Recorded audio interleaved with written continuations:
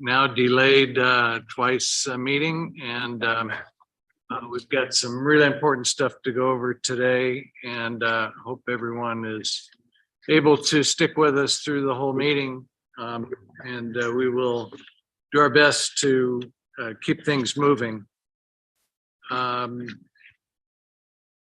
We are called to order, and the first item of business is to approve our meeting summary from November 7th. Do we have any corrections, Rachel? Hey, thank you for calling on me. Actually, I'd like to make a motion to table this item and actually all the other items on the agenda and move item number 6 to the front. I'm so excited about meeting scheduling. As you know, I've been pressing this for a long time, and we tend to lose quorum at the end of the meeting when this is scheduled for. So I'd like to move that we go immediately to item number 6 and then go back to our regular schedule. I'd like to second the motion.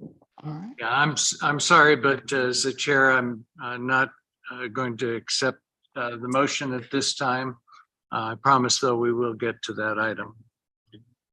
Do we have a motion regarding the meeting summary? I'll make a motion to approve it. Second. Motion and a second. Do we have any comments on the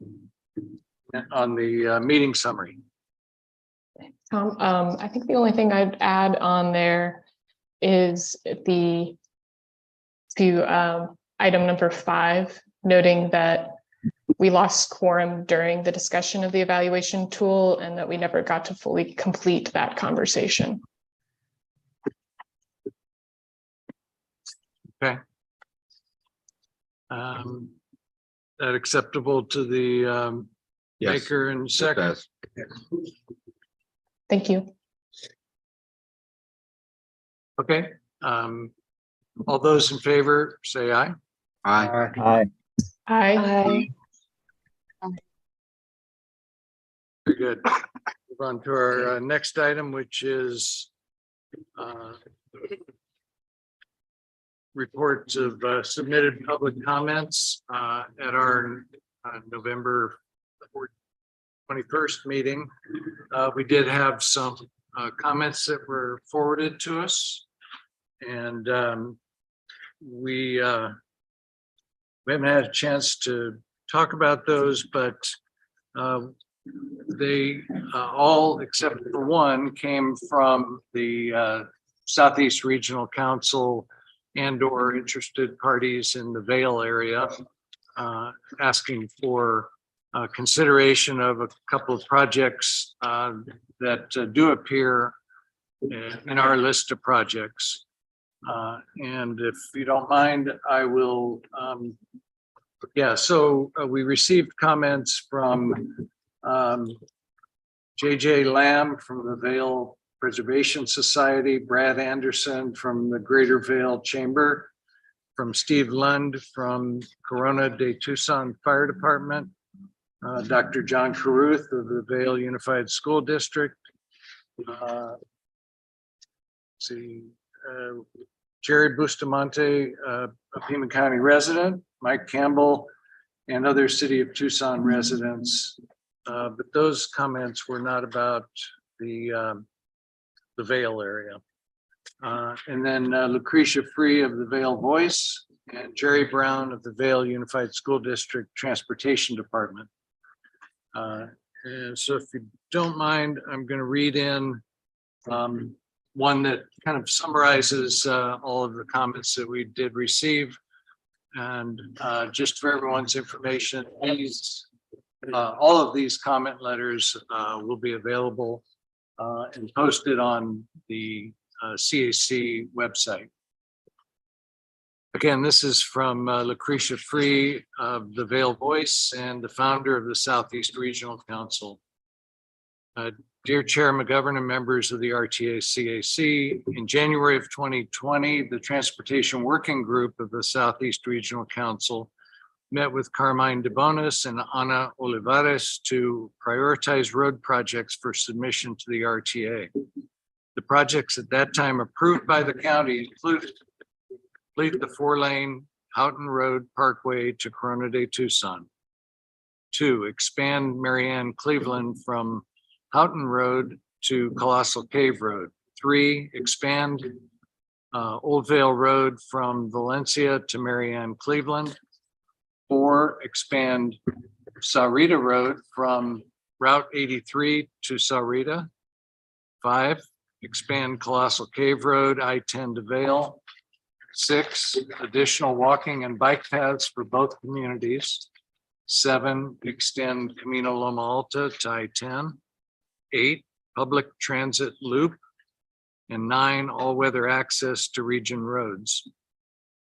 Additionally, later that same year, CERC, that's Southeast Regional Council, for those who aren't familiar with them, Working Group Chair Greg Bluloff spoke at an October meeting advocating for road infrastructure development.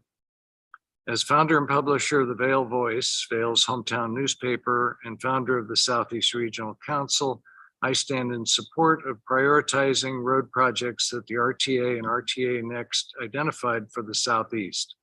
I'm further concerned that there are roads not included that need regional investment, for example, Rita Road. The southeastern region of Pima County is quickly becoming one of the fastest growing regions of our community and is poised to become one of the most economically viable as population and businesses continue to expand to this designated growth area. For this reason, it is critical that investments be made in the transportation infrastructure. Efficient transportation systems are needed for a healthy economic and social environment. When those systems are broken, it can quickly result in missed business opportunities and lower quality of life for those of us who live here. I would ask the CAC to keep these factors in mind when prioritizing the final draft list of projects for RTA Next. We must make vital transportation investments in the southeastern area that are sure to benefit the entirety of southern Arizona. Again, signed Lucretia Free. And I'll remind the committee that you can get access to all those comments on our website. And no other comments have been received, so we will move on to item number 4, which I had a is question to on be a that. presentation and discussion from General Ted Maxwell, member of the RTA board. General Maxwell has been delayed in reaching us, so we'll bring him on when he's able to attend the meeting. And instead, we'll move on to item 5. And as I say, item 4 will come back when we have Hey, Tom. Maxwell present.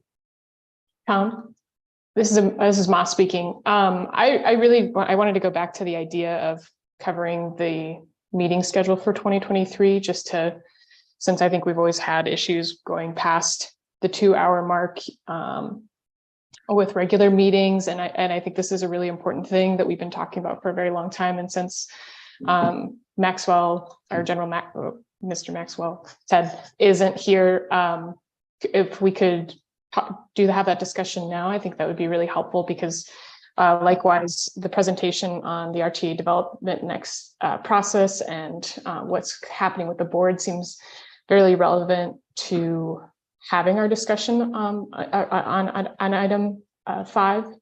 And so I think that hopefully it's time to come join us, and then we can all have better information to go into 5. Got me. Okay. Thanks, Tom. I give I up also had a question about item 3 still. waving the white flag here. We'll move on to item number 6 on our agenda. And as we do that, I'll remind you that you received a memo from me just summarizing what we had determined back in October, and appreciate those who did participate in that in that feedback and let you know that from that, the preferred time by well more than half of the folks was to keep our current Monday 11 to 1 schedule. However, as you noted in the memo, we do have the opportunity to vary the time when we can get started. And I would like to see if we have any comments about those start times and or anything else with regard to the schedule that's germane. And I'd like for everyone to hold your comments to the very briefest time possible so that we can get the comments from everyone that we need to and get on with our scheduled meeting. So I have, let's see, I saw a hand up from Justine. Yeah, thank you so much, Tom. And I don't know how to remove my husband's face from my image, so apologies for that. That is not me.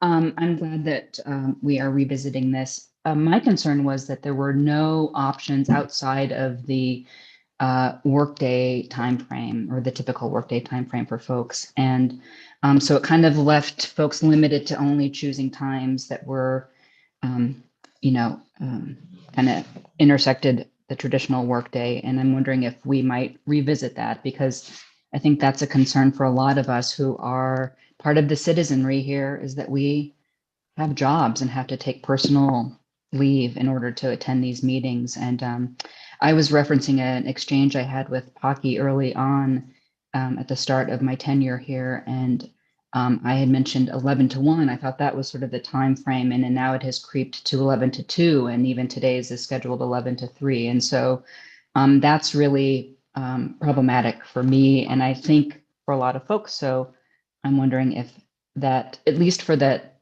alternate, that's additional meeting that we are considering, at least on that third Monday, if we might consider a time that offering options for folks to weigh in on that are outside of the normal 8 to 5 work time frame. So thank you.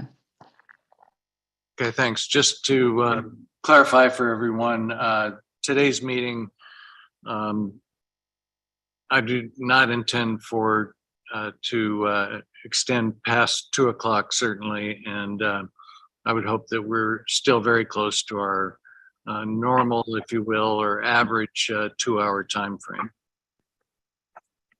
Mas. Thank you, Tom. Yeah, going back to that October email, a few things I want to point out about it. First off, it was sent at 3 o'clock in the afternoon on October 4th, and we were told to respond within 24 hours to have our responses or votes recorded. And I think that's in the middle of the work week and everything, that's a pretty unrealistic timeframe for responding, especially when the added note in there was that if you don't respond, that's assumed to be I'm content with this meeting time. So I think between the short time frame of responding, that assumption, I would be really curious to revisit this.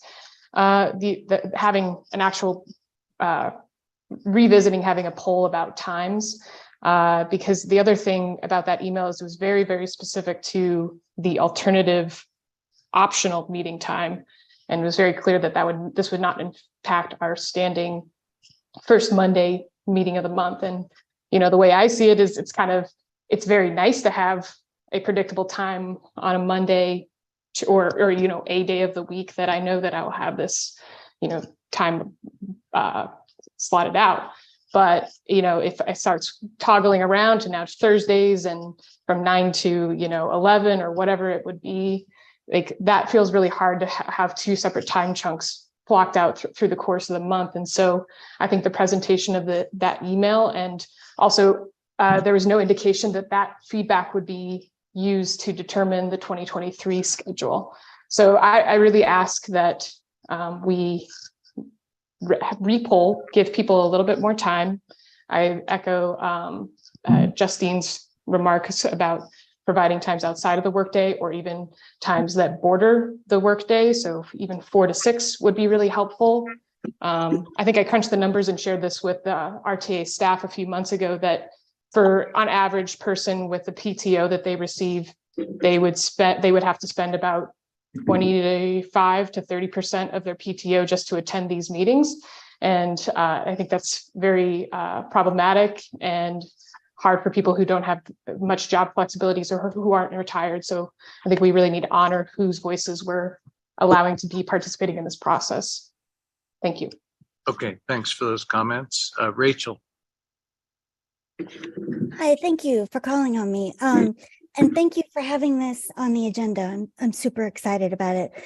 I just wanted to echo what other people have said about having meetings outside of the standard workday. I'm a small business owner in the city of Tucson, and so things having to do with transportation directly affect my business, but that also makes it difficult for me to come to these meetings in the middle of the day.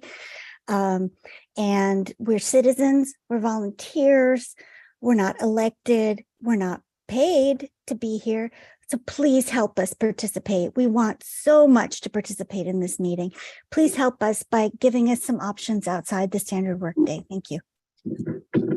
Rachel, what do you think about the two other options that were mentioned in the memo?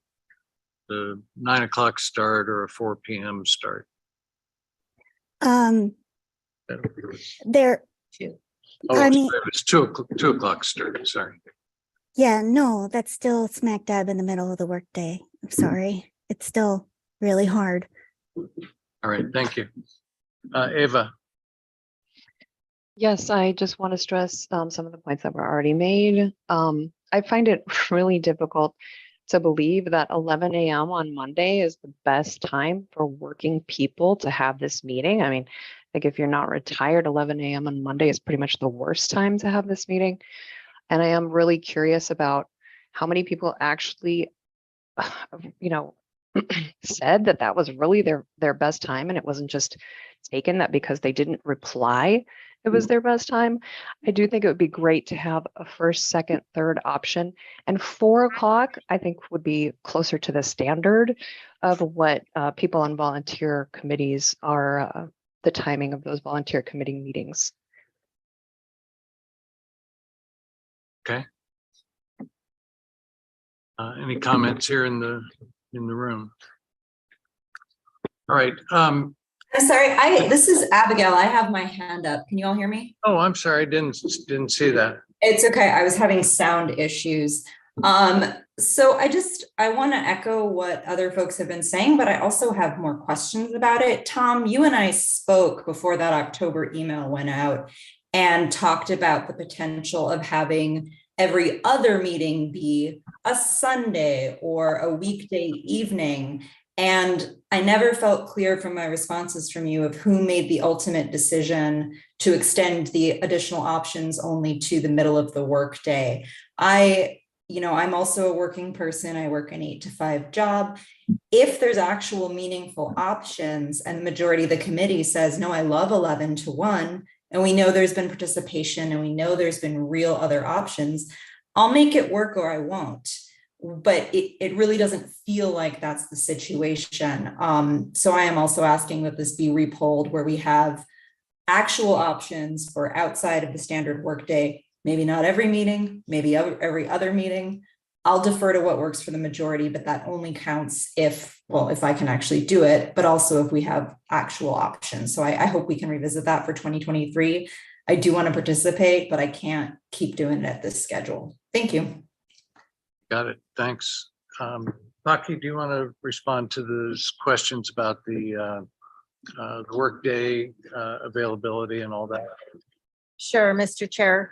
Thank you for your comments. Can everyone hear me?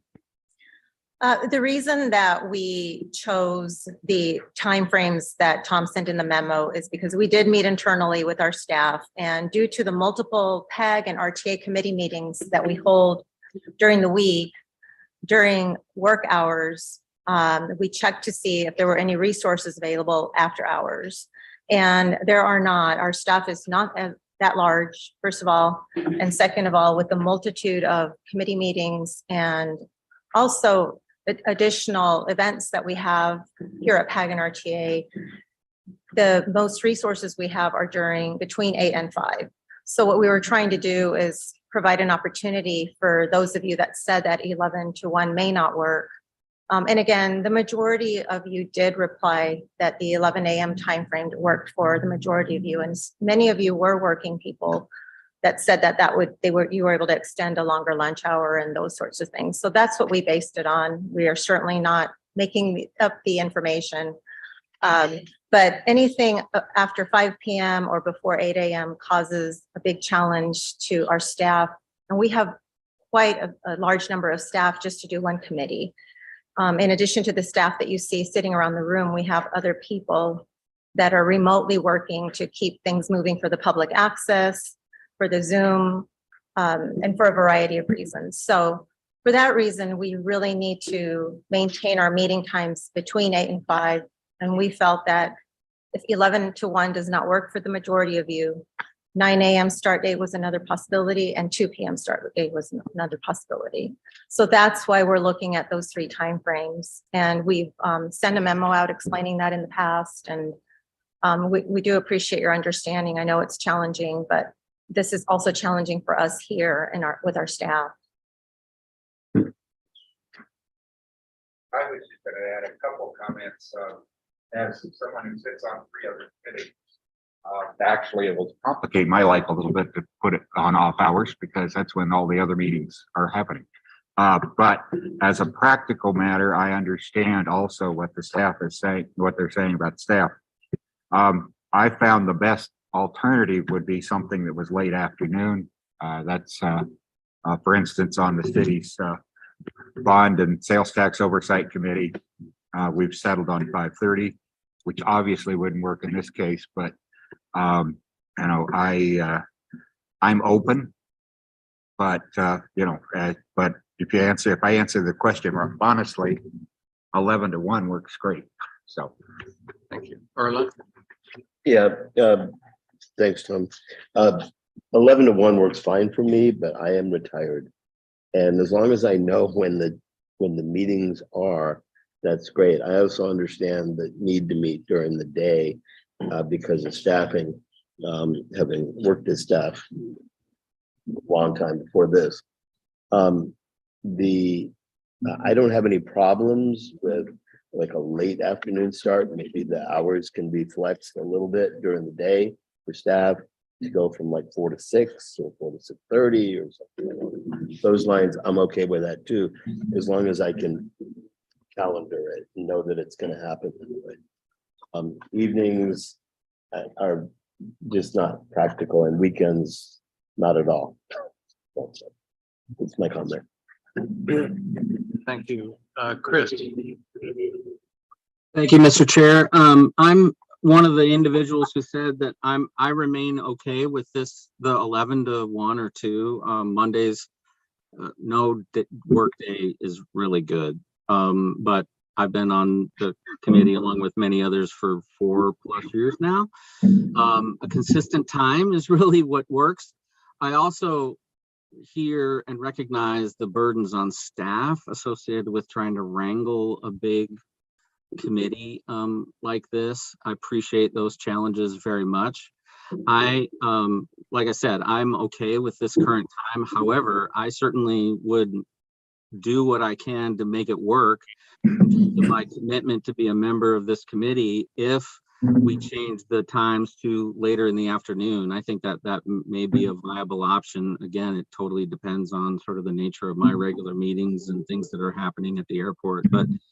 But I just want to add my voice to I appreciate staff's challenges associated with trying to wrangle this along with everything else, and all the hard work that staff does in trying to continue our hard work forward. So I just want to add my voice to that. Thanks. Edmund? Thank you, Tom. I too am open to another day other than a Monday. I'm betting for most of us, Mondays are tough days. They're just, they seem to be the busier day of the week as people come off the weekends. So I'm open to re-polling it. I still think 11 to 1 is the best time. We all eat lunch, I think, for the most part. So 11 to 1 tends to be the most popular time for boards to meet. I serve on 8 boards. I chair 3 of them. None of them meet on Saturdays and Sundays. I think that's our family time. That's time for other things other than boards. So also want to point out, this is what we signed up for. Like I knew when I put my name in that I'd be meeting and I'd be making a sacrifice during the week to meet. And that's just part of the dedication of us loving our community. So open to something other than Monday. I like the 11 to 1, and whatever we choose, I'll be there. Good, thank you. Let's see, and we have just looking for anyone who hasn't had a chance to speak yet. Okay, Mosh, you have 30 seconds. Thanks. I do just want to recognize that just because you sign up for something doesn't mean that it can be accommodating to a variety of people. And I think we should reflect on, if you're serving on a lot of committees or boards, that that means that you're in a privileged position to have that time of service, and that for your average working person, that to contribute and love your community in this way, it takes a different type of sacrifice, which can be really challenging. But that point aside, I would like to ask, does the RTA staff have to currently serve any meetings outside of the workday hours? No, we do not, Mr. Chair, Amanda, we do not at this time. But okay. When there have been, for example, public meetings in the past that happen maybe once or twice a year, we've had those events in the evening, but they're very rare. So Paki, could you elaborate a little bit more about why like the staff was not able to flex time during the meeting day, during the regular work day, so even have 1 hour after 5 o'clock that start at 9 versus starting at 8 to work until 5, especially if there's no conflicts with other meeting times? For the privacy of staff, I don't want to get into details, but I will just tell you that honestly, we met as a team, and anything after 5 is challenging for staff. Staff have other things going on in their lives, and we do try to commit as much of our time as possible between work hours, as we mentioned, several times now. So it's really interesting just that, staff are experiencing similar issues that the committee is facing, that citizens on the committee are facing and raising. And so I just want to name that as a who's getting prioritized in this. And secondly, I was curious, could we have the specific number of CAC members that said that the time worked best for them? And I just want to make sure that doesn't include any RTA staff in the count. Yeah, of course. Okay, thanks for your comments. Ava, 30 seconds. Tom, I asked a question there. Could I get an answer? No, but I only had a few seconds to allot for the follow-up. So you don't know how many CAC members answered the poll and without RTA staff included in that? Can you give us a number? It should just take 0. 2 seconds. Yeah, 0. So 0 CAC members said that they could meet that time? Ava? How many CAC members said that, and please don't, I can see you muting me, Tom. I just asked how many CAC responded to the email to have stayed at the same. Mott, I don't have that right in front of me right now, but trust me, we are not counting the people who didn't respond as 11 to 1s. I only looked at those who responded, and it was clear that 11 to 1 was the most popular. I would really like to have that number provided to the committee. No, we won't be doing that. Ava, please. Yeah, I mean, I just want to reiterate what I think is the bigger picture here is the barriers to input on this committee, right? We really, I think, want to focus on making sure that there are as few barriers to participation as possible. Staff are paid for their work. we're not paid for our work. And when only people who are privileged enough to be really flexible and come to, 11 a.m. meetings on a Monday can participate, then we're actually creating a structure that keeps only one kind of person able to be active on this Citizens Advisory Committee. So those kinds of, really design of the committee and what it takes to be able to participate, I think are the things that need to be reevaluated at times, like right now. And, the word you just used, Tom, is trust, right? I think that I wanted to say that trust has been eroded here, but I don't know if trust has really been built in the way that it needs to be. And when, I reply and I say, Monday at 11 is the absolute worst time for me, and our meetings continue to be Monday at 11, I question that, right? So I want to do what's best for the group, but I also want us to think about how we're designing barriers to participation and to input when that's supposed to be the point of this committee. Okay, thank you. Edmund, you had a quick follow-up? Or is your hand just? My apologies. My hand was still up. And in regards to the whole privilege thing, I mean, come on, guys. Let's just run a poll and let's just see what the board. Let's go by democracy and see what people vote for. This is a little much. I think that's what we're asking for here, Edmund, is just to kind of see the numbers. I think that's what I've been hearing the other members say is. All right, Jamie.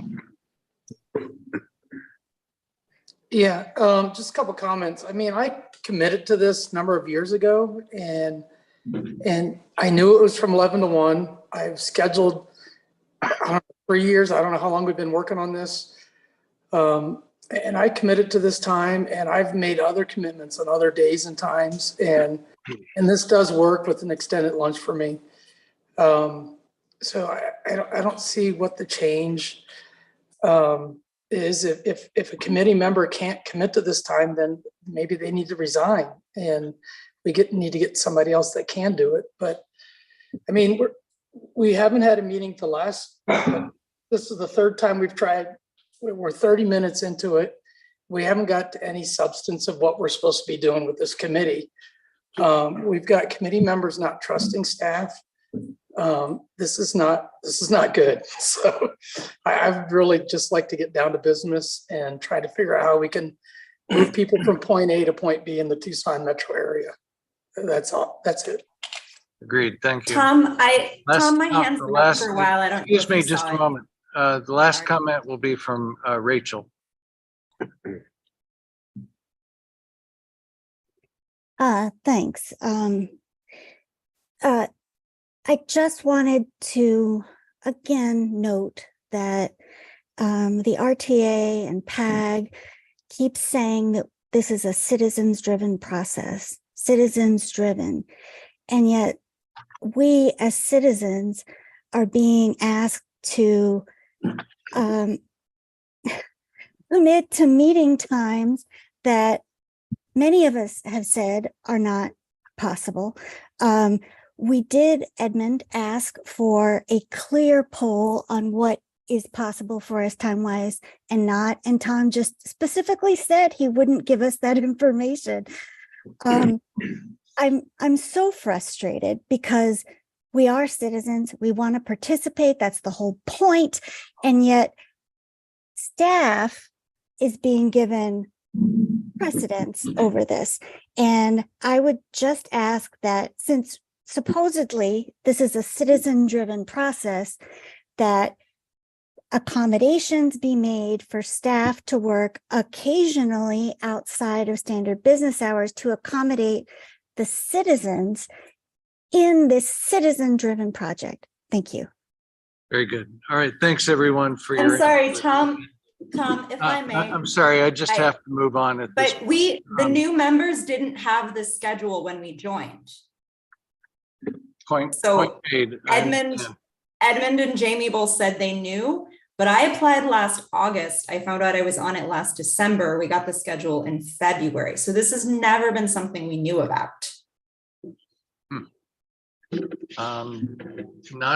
Not sure about that, Abby, but I do appreciate everyone's comments and input, and I have some more work to do on this, and I will get back to you.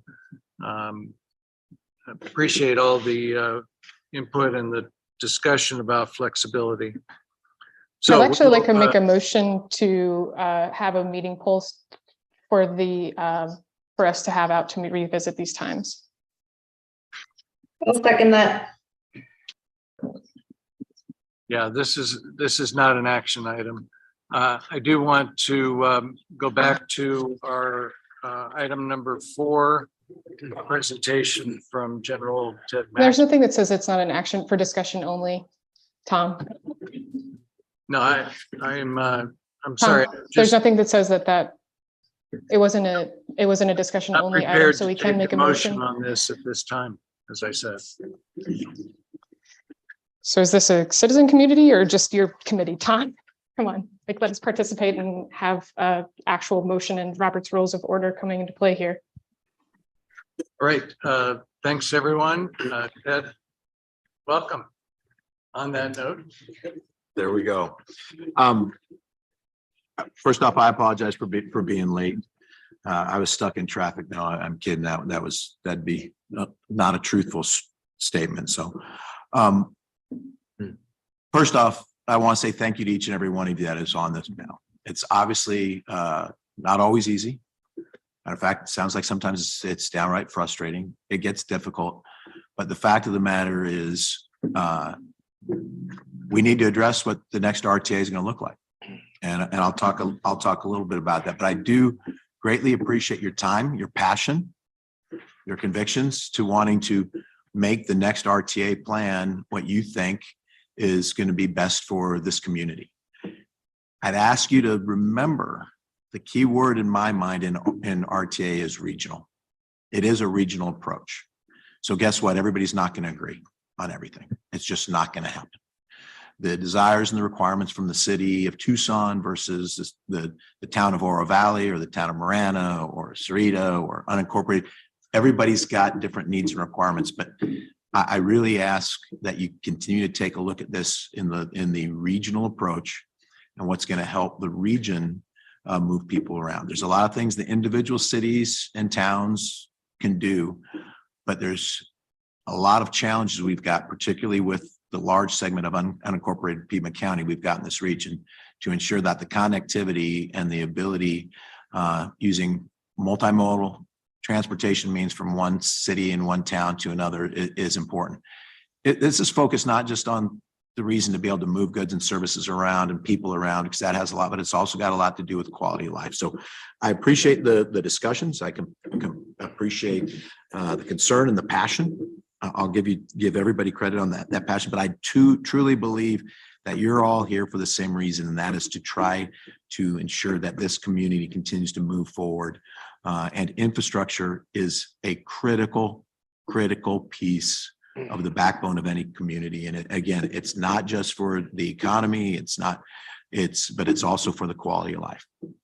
We don't have good roads, we don't have good systems, and we can't effectively get around safely and in a efficient and effective manner. It's going to harm us all in the long run. So I appreciate your service on this board.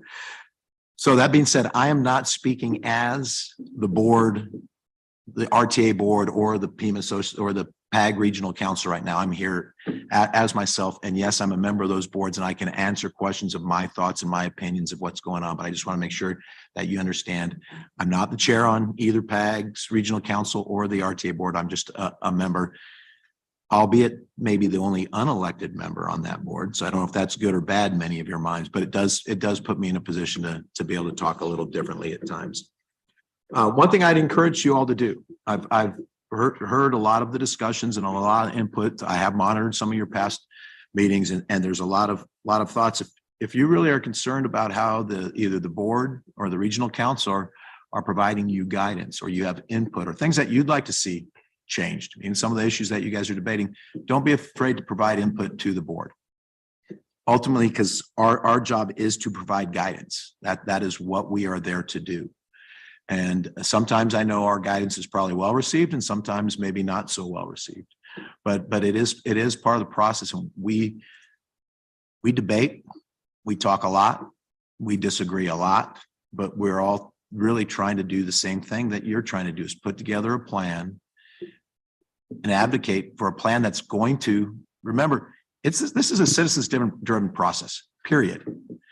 All the groups look different. They've all got different things, but ultimately the citizens are the final authority on this. They vote.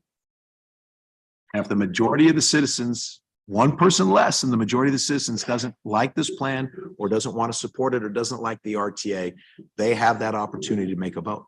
So what I'd ask you to do is remember everything that happens in this committee, everything that happens outside this committee, when you're talking about your roles, your functions, whether it's the TMC, the CAC, the CART, us as members of the board, every time we say stuff and say opinions, it impacts the RTA and the perception of the RTA.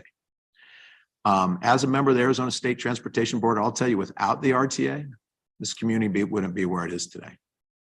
It just wouldn't be. And what I get most fearful of is if anybody thinks there's a lot of great options outside of continued regional funding to improve our region's roads, and I say our region's roads and our connectivity and our ability to get around, that money doesn't exist today. Everybody got all excited because IIJA came in, and that was a huge thing. Don't get me wrong for a second. I mean, the FAST Act had been around forever. We got some extensions, we got some moves, but that was a big investment. It's only a 5-year investment. Matter of fact, there's programs in there that are going to survive for 5 years, and they're not funded after that.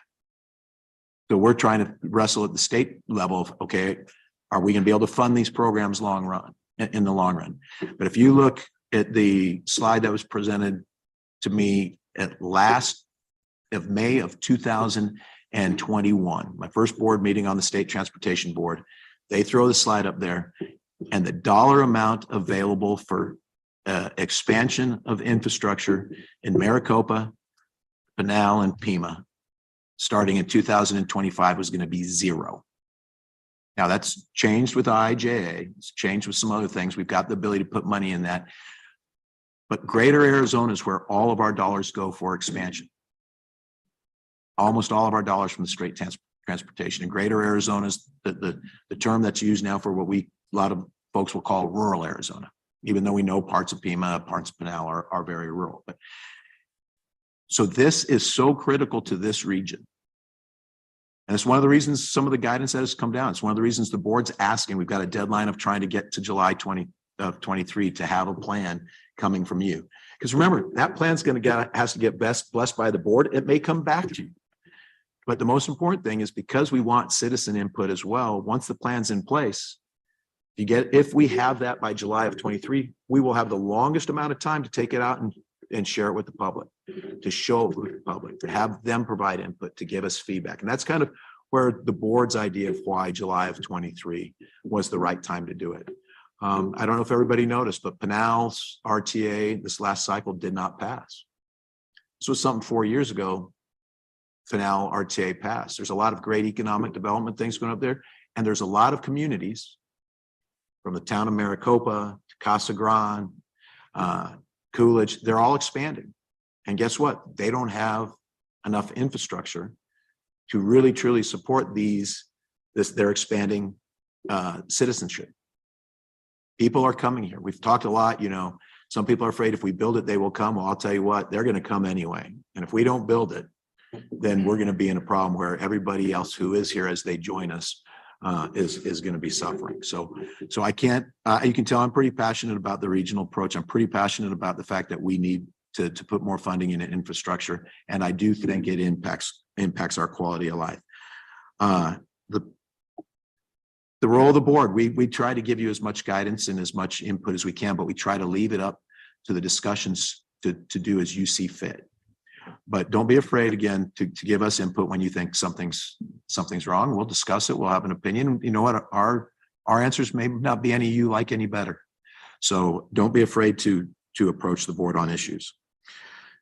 And then the last thing before I just kind of open it up for questions, because that's really what I want to hear, is if you've got any questions of what the board is thinking or our process or what we're doing, is I'd ask you not to let the perfect get in the way of the great or even maybe the good. I went back, I mentioned early that the voters do have the ultimate say. Citizens do. They have to pass this. And there's a lot of different things for a lot of different people throughout our region. Over 1 million citizens now in Pima County. And they've all got different ideas of what they need more of, or what can be improved, or what needs to be developed, what's the best road to build and which one you need to build. It's all going to have give and take. So I'll tell each and every one of you in this committee, you've got a good plan. If 100% of you are not 100% happy with the final plan, but in general, you're happy with it, that will be a plan that I think we can go out and sell to the citizens. If we've got folks that are totally disgruntled, or we got a 50-50, we don't want a 50+1 vote. We want you all to try to get to yes and get to agreement, but you all have to understand. That means those of you who have been on this committee, as somebody pointed out, for 3 years, and I originally was on that committee before I got appointed to the board. There's gonna be give and take from everybody on this board to get to a plan that I think we can get accepted by the citizens and get them to pass it. I know there's been some concerns about incomplete information. Well, I'll tell you what, the information I know when it comes to infrastructure funding and the projects we've got at the state, it will be different next month. It will be different the month after that. There's a lot of things that you don't know. You're never going to have all the knowledge. You're never going to know all the projects. And that's the beauty of this system. If there's a project, I think Co-Chair Carolyn Campbell can acknowledge, if there's a project that needs to be slipped into the program later in the program, maybe even after the citizens input and you're getting it, such as the animal overpass in Oro Valley. That came in very late, wasn't even on the original project list when it came into there. So there's always going to be folks that are going to have new ideas on projects and information. You're going to be getting information as you build this plan. But all I'd really encourage you all to do is to understand, yes, it's going to be frustrating at times. There's going to be disagreements. There's going to be arguments, but try to work together and get to a solution. And it is going to be different. RTA Next is not RTA One. You got to remember, we've probably failed 3 times previously trying to get something similar to an RTA One passed. The challenge is we cannot fail this time, or all the funding comes to a halt. There will be challenges. The board's committed to completing all the RTA One projects, but then there will be no further expansion available to us. And I'll tell you, if you look north in Maricopa with their Prop 400 extension, and they're going back, this is their 3rd time. If they can't find a way to get it through, and they're starting to come up on their deadlines, there's going to be a lot more than just the roads that are going to be impacted up there. But there's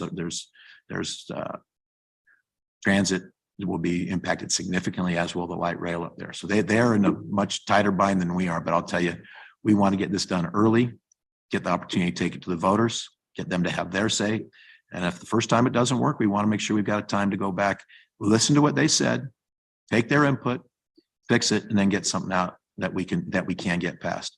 Because the impact the regional the original RTA has had on this community is truly remarkable. And I think people sometimes overlook it. Roads are always taken for granted, and they're expensive. And even the communities and the municipalities are finding it harder and harder to both take care of their old roads as well as build what they need for the future. And that's the city of Tucson, Oro Valley, Moran Street. They all have those issues. And I believe that strongly that the RTA is the only solution. So, Mr. Chair, appreciate the opportunity to come speak to the CAC, and I'm willing to take questions for as long as you think it will fit your plan before you can't complete your agenda. Very good. Thanks for being here. I do have a couple of questions online. Don't see anything here in the room. Let's start with Patricia. Hi, thanks. And thanks for being here, and thanks for kind of going over your position and also the importance of getting citizen input into this plan in order to actually get it passed. I think we're all feeling that urgency and that need. So thanks for reemphasizing that. But one question I had a couple questions. One of them is if you had any thoughts or insight into why the CAC hasn't been able to give input on the categorical funding elements. We were excluded from that decision when it last came to the board, and it was decided to use like the past plans elements as a jumping off point. Although I'm pretty sure in the call for projects in 2019, it was said that the CAC would be able to give input on that. I've asked for it to be agendized here in our meetings and never been able to actually get it on the agenda. So just curious if you had thoughts about that, first of all. Well, I do, and I'll tell you, there's the categorical elements that you've been given is a starting point. We know those will move.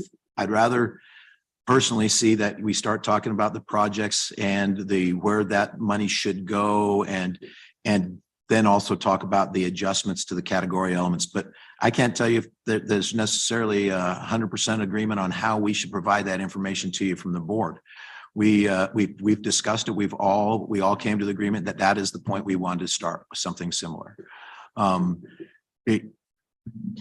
It's easier, in my Ted's opinion right now, it's easier to start looking at seeing and to trying to determine what it is that you do like about the project laydowns, you do like about possible improvements in some of the categoricals. And if you've got a good case for it, make it. And whether it's here in the Citizens Advisory Committee, the place to do it, where the board though is not going to relinquish final control or final say on that. So I would highly encourage, if you've got strong feelings about how those categoricals be adjusted, when the opportunity is right to talk to them about the CAC, I think you can, but also that is one of those issues I would bring to the board with your concerns. I think that's probably, we have discussed it quite often back and forth with each other, with, as well as with in the board environment. And we're still open to input. But Thanks sorry. I was say, but the thing I would remind everybody is all, and this is where I'm as the kind of the state representative and ADOT rep on this one. Every single one of the other members of the RTA board have different ideas of how it should be spent as well. And I think that's what you're finding now. I'd ask everyone to try to think that you're representing the region despite whose community you got placed onto this board to represent. It's your input and your expertise and your knowledge of how it could affect the region wide, and try to keep that view on it. But I'd absolutely suggest not being afraid to give more input to the board. Sure. So that response kind of leads me to my second question. And you had said originally in your comments that, you encourage us to approach the board to give input to the board. How would you suggest a pathway of doing that? It hasn't been made super clear here in CAC meetings or anything like that. I think, we did a lot of work on our guiding principles. I know the board did end up seeing those. I kind of envisioned that those would be a tool in determining the categorical fundings and other things, but can you maybe lay out what exactly is our pathway of giving this type of input to the board? Or you mentioned when the time is right. If we can't get things agendized, like how do we make the time right before things just happen? Well, one, obviously there is some ability inside this committee. You've got your co-chairs, and for the record, I think your three chairs are doing a phenomenal job of trying to keep the group together, allowing the storming, norming, and forming to go on, while at the same time to move forward with getting to a product. But I'll also tell you, and the rest of the board members will probably shoot me after this, but they, the call of the audience is always available for you out there. If you don't think it's it's moving fast enough, or there's going to be some harm, which I don't believe there is. I don't think you have to have the categoricals to decide what you're going to start saying is a good project or a bad project or a good idea or a bad idea before you can start, narrowing the list, because you have a long list. And like I said, there probably will be projects and other things that will come up throughout the continued development. But I'll leave it to the chairs to determine when it's the right time for this organization to have some input. And that is one way to get input to us. All the boards do get us through, but don't hesitate to use the call of the audience either. That's what it's there for. That's why we have it. And we obviously will consider that. Okay, thanks. And we have Moss. Thank you. And thank you for being here, Ted. I just want to start off by saying, I've mentioned this multiple times, throughout since joining the CAC about my belief in regional planning. I think it's the most efficient and effective way to have a cohesive transportation system. And so I'm just all about your message of let's bring this together and do it right for the region. I guess, kind of piggybacking on what I think Patricia was saying with the categoricals, the other thing that we were told that we were going to have input on and have requested was the budget and the budget breakdown. And I think that's especially important. And I've mentioned this is key information that I feel is missing, in that if we don't know how much we want, the CAC wants to spend on named project lists, why are we naming projects before we have that?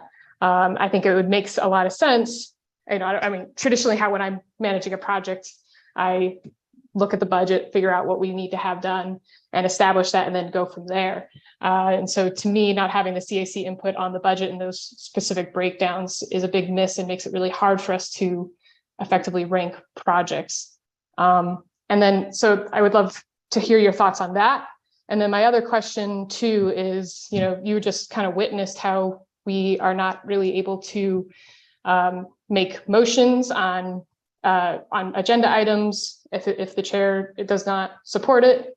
And also we are not even able to have input and get a simple poll out to determine our schedule. So I've just, to your point that the community is ultimately deciding this, and they're the voters, right? And they're going to be the ones making the decision here. And I know that pretty much everybody in the region cares about transparency and community input.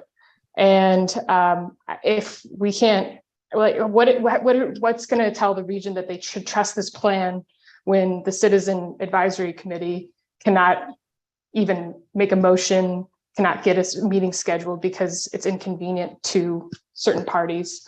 And so I would love to have your thoughts on that as well. Thank you for being here. All right, I'll try to address both. This first one's the first one. I hope I didn't confuse the categoricals necessarily with the budget breakdown on the party. I may have done that. I know there's some conversation going on with what those categoricals should be.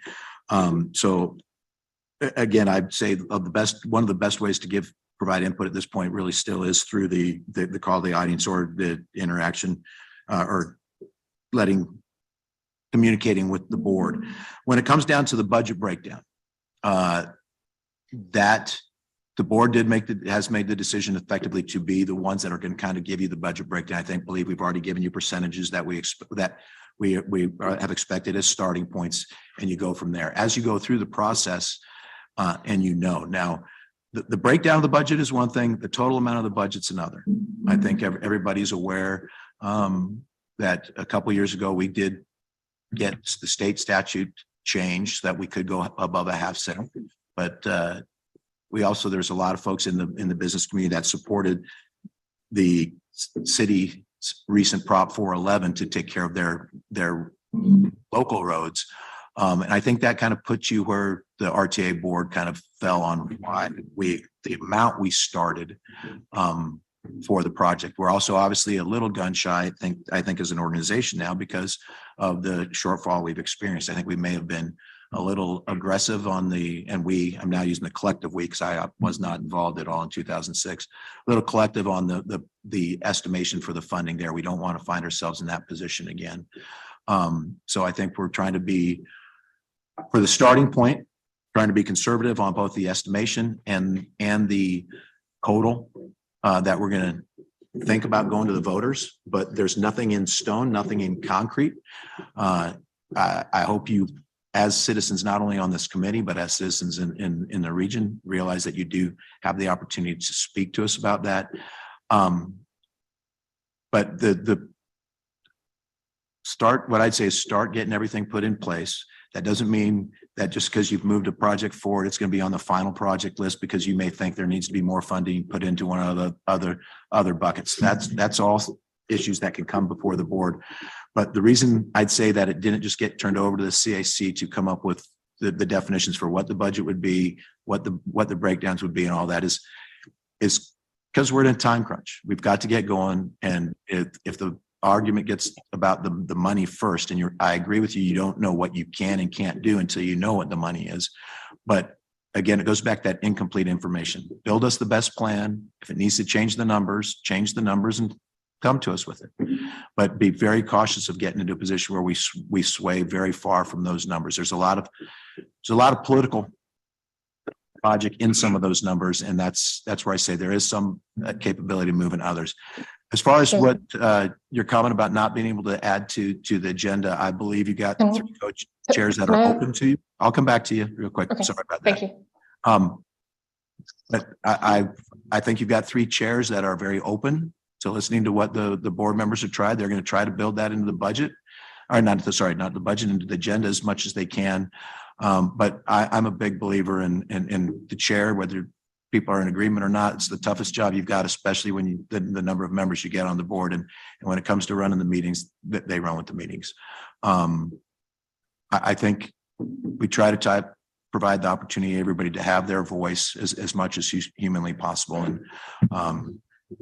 And decisions are decisions sometimes. And I guess that discussion's more outside this. That's just Ted's opinion on running a board. So I just wanted to go back to the point about how we've requested, I mean, I just want to make sure that, Ted, you're aware that we requested the conversation about the budget several months ago after we unanimously completed the guiding principles, which I thought was such a great show of force for the CAC and how collaborative we can be, demonstrating that, within a couple of meetings, which was really what we spent to update the guiding principles, we could have discussed and presented a budget suggestions to the board to consider when they finally did that in November. So we were actively trying to do that. But again, I also very much believe in our chairs. I have, appreciated Tom and obviously him and I can, be colleagues and, and also still show our passion. But I think for me, the concern and specifically my question is that when we start to see a habitual limitation, and I don't know where it's coming from. I don't necessarily believe that it's exclusively the chairs that are making these decisions, that we habitual activities to try to stop us from covering certain topics and from having certain say in things. That how are we supposed to then go to the regional community and say, yes, we, the citizens, helped develop this plan and we had provided input at every step of the way.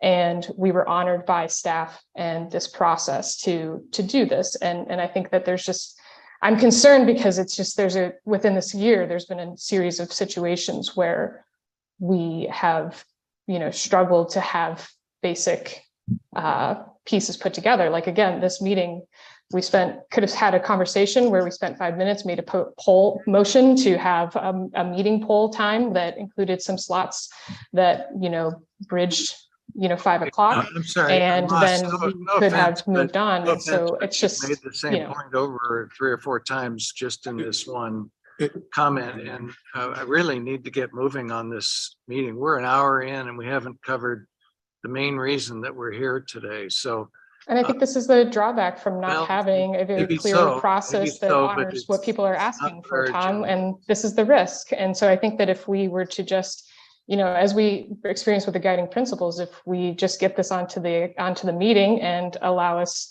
to do our work, we can do the work and we will do the work, and we just need to be given that space.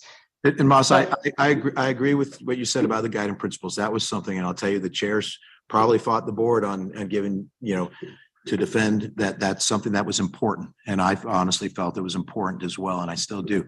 On the budget, that was a board decision.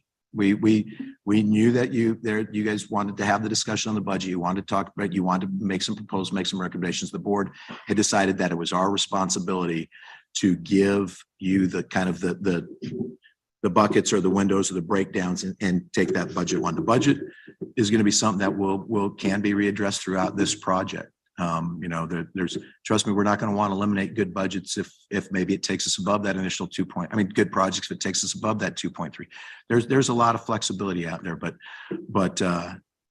they've done a good job. So nobody here other than the board has prevented you from having that budget discussion. I can say that with pretty good confidence. At least that was my perspective from being a member on the board. So keep the conversations, but there is a lot to be said that we need to be able to make progress. And I know the folks that have been on, trust me, I was through that part where I was on the board and I was going, we need to get moving. We need to get on the CAC. We need to get moving. We need to get moving. And we never did. So I think now we're facing a dilemma where we need to get moving.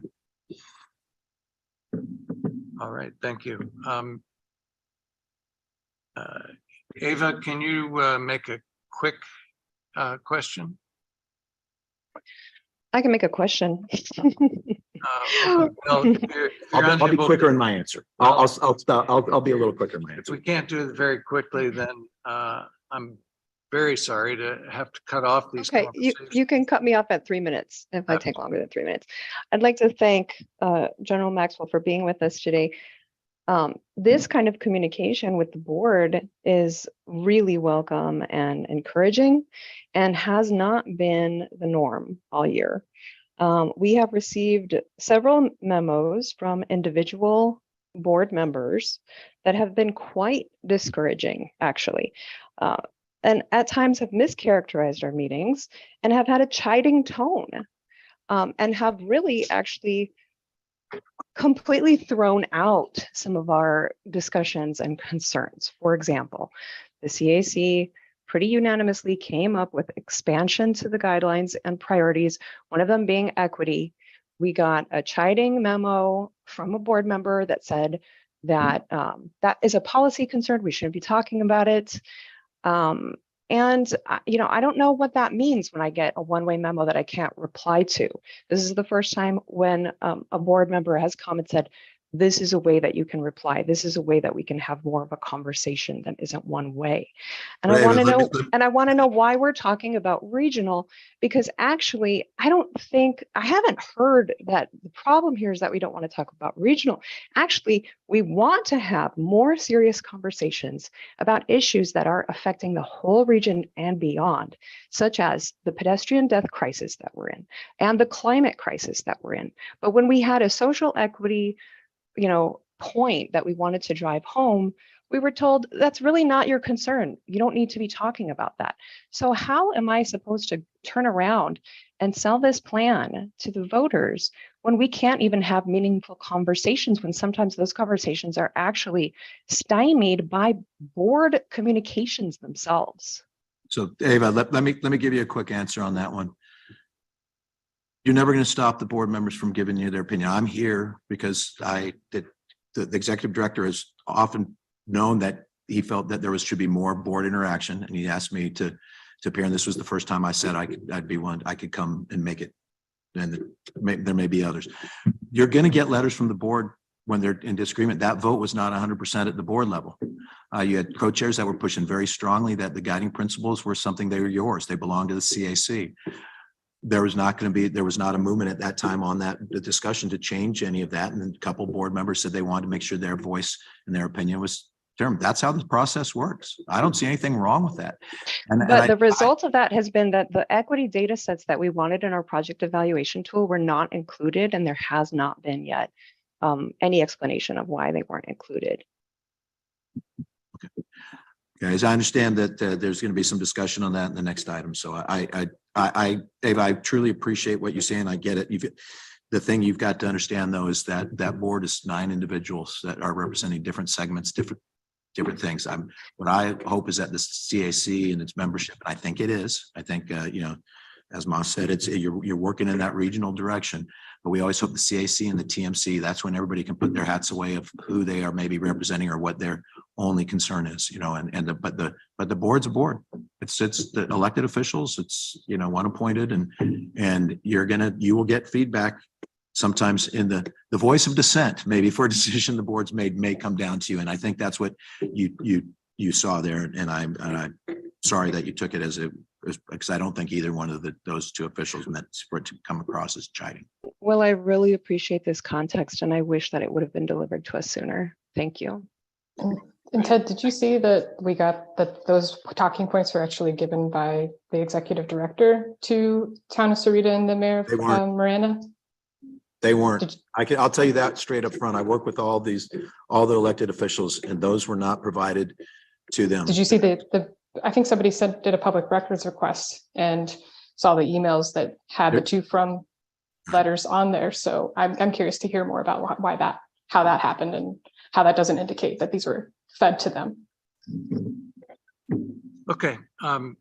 Thanks for the comments, and thank you, Ted, for being here. Appreciate it very much. We miss you on the committee. but we're Well, very happy to have you on the board. So thanks so I'm much. willing to come back, Mr. Chair, at your discretion, or the director would like me to come back as well. And all I'm going to leave in asking is, this is not easy work.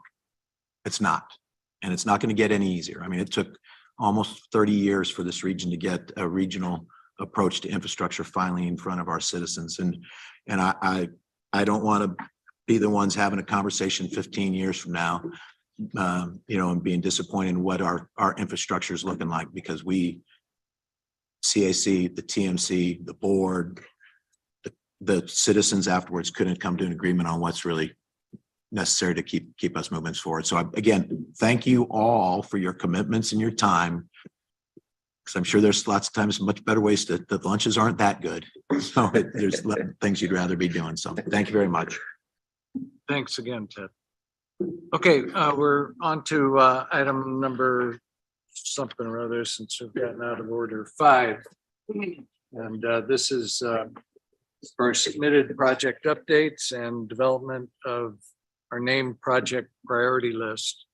A couple of quick things I want to mention as we get started with this item.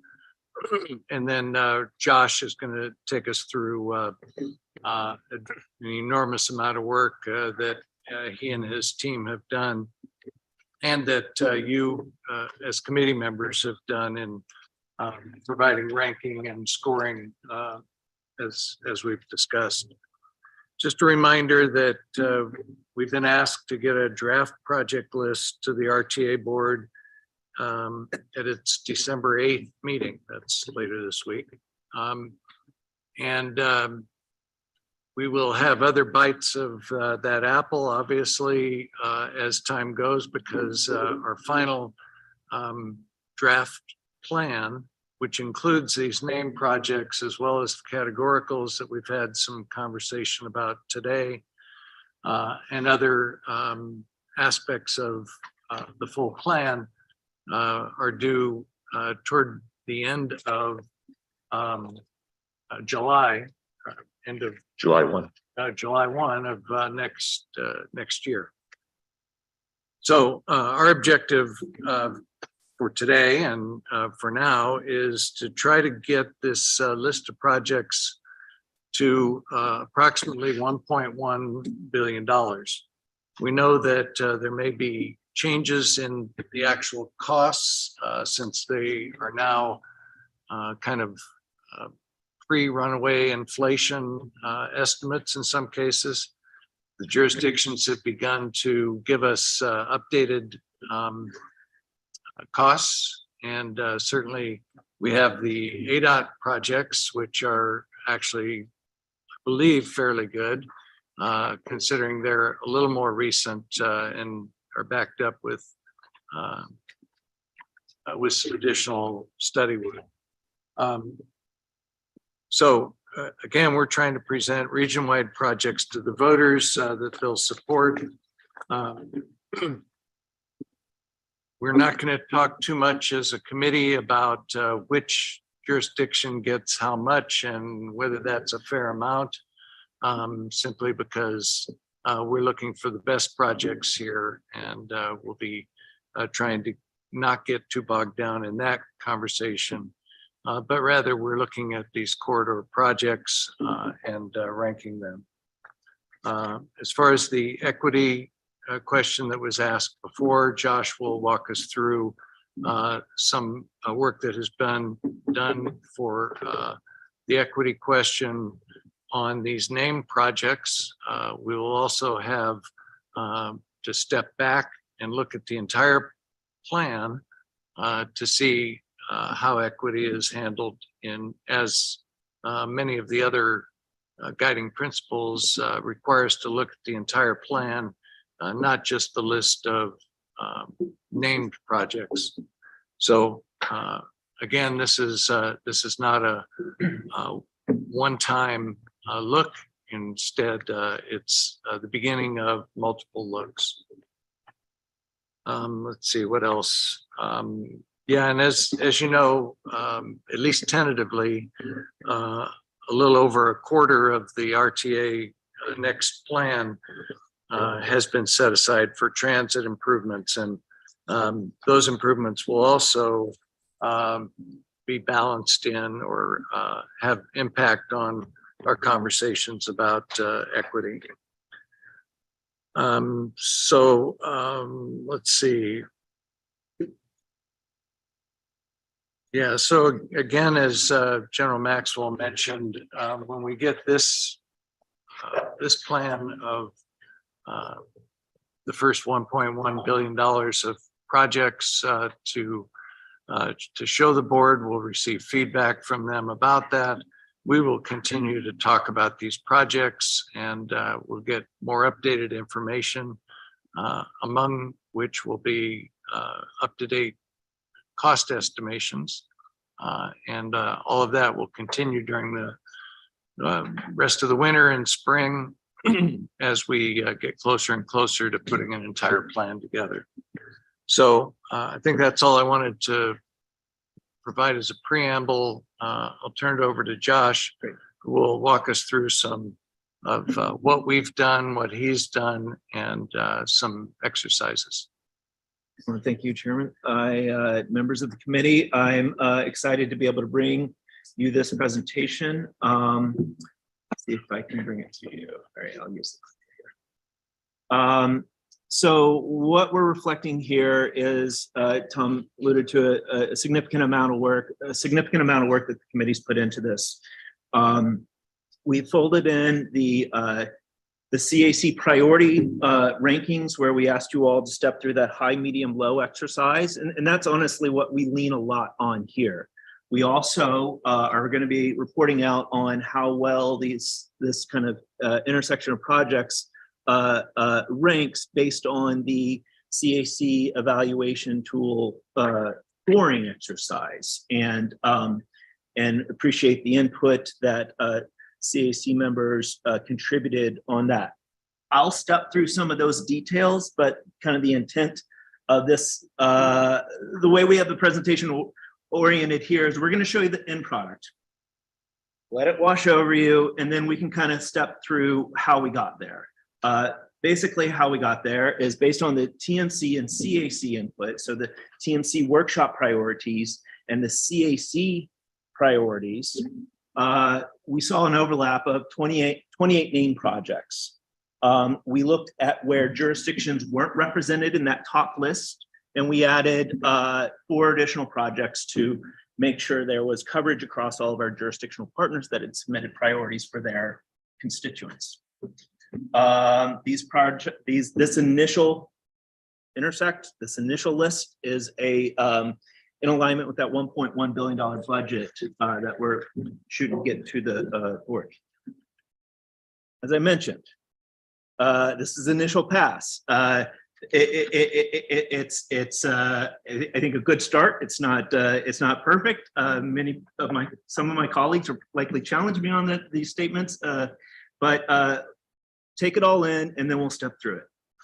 This shows you the distribution where the blue projects are the ones that made that intersect list of that top 32 projects. And then we're going to step through that jurisdictional breakdown. And the jurisdictional breakdown is ordered by number of projects by jurisdiction. Hey, Josh, Yes, 32 or 28? Well, it was initially 32, and then we added 4 more to get to, I'm sorry, it was initially 28, and then we added 4 more to get to 32. Sorry if I said that wrong. Go ahead.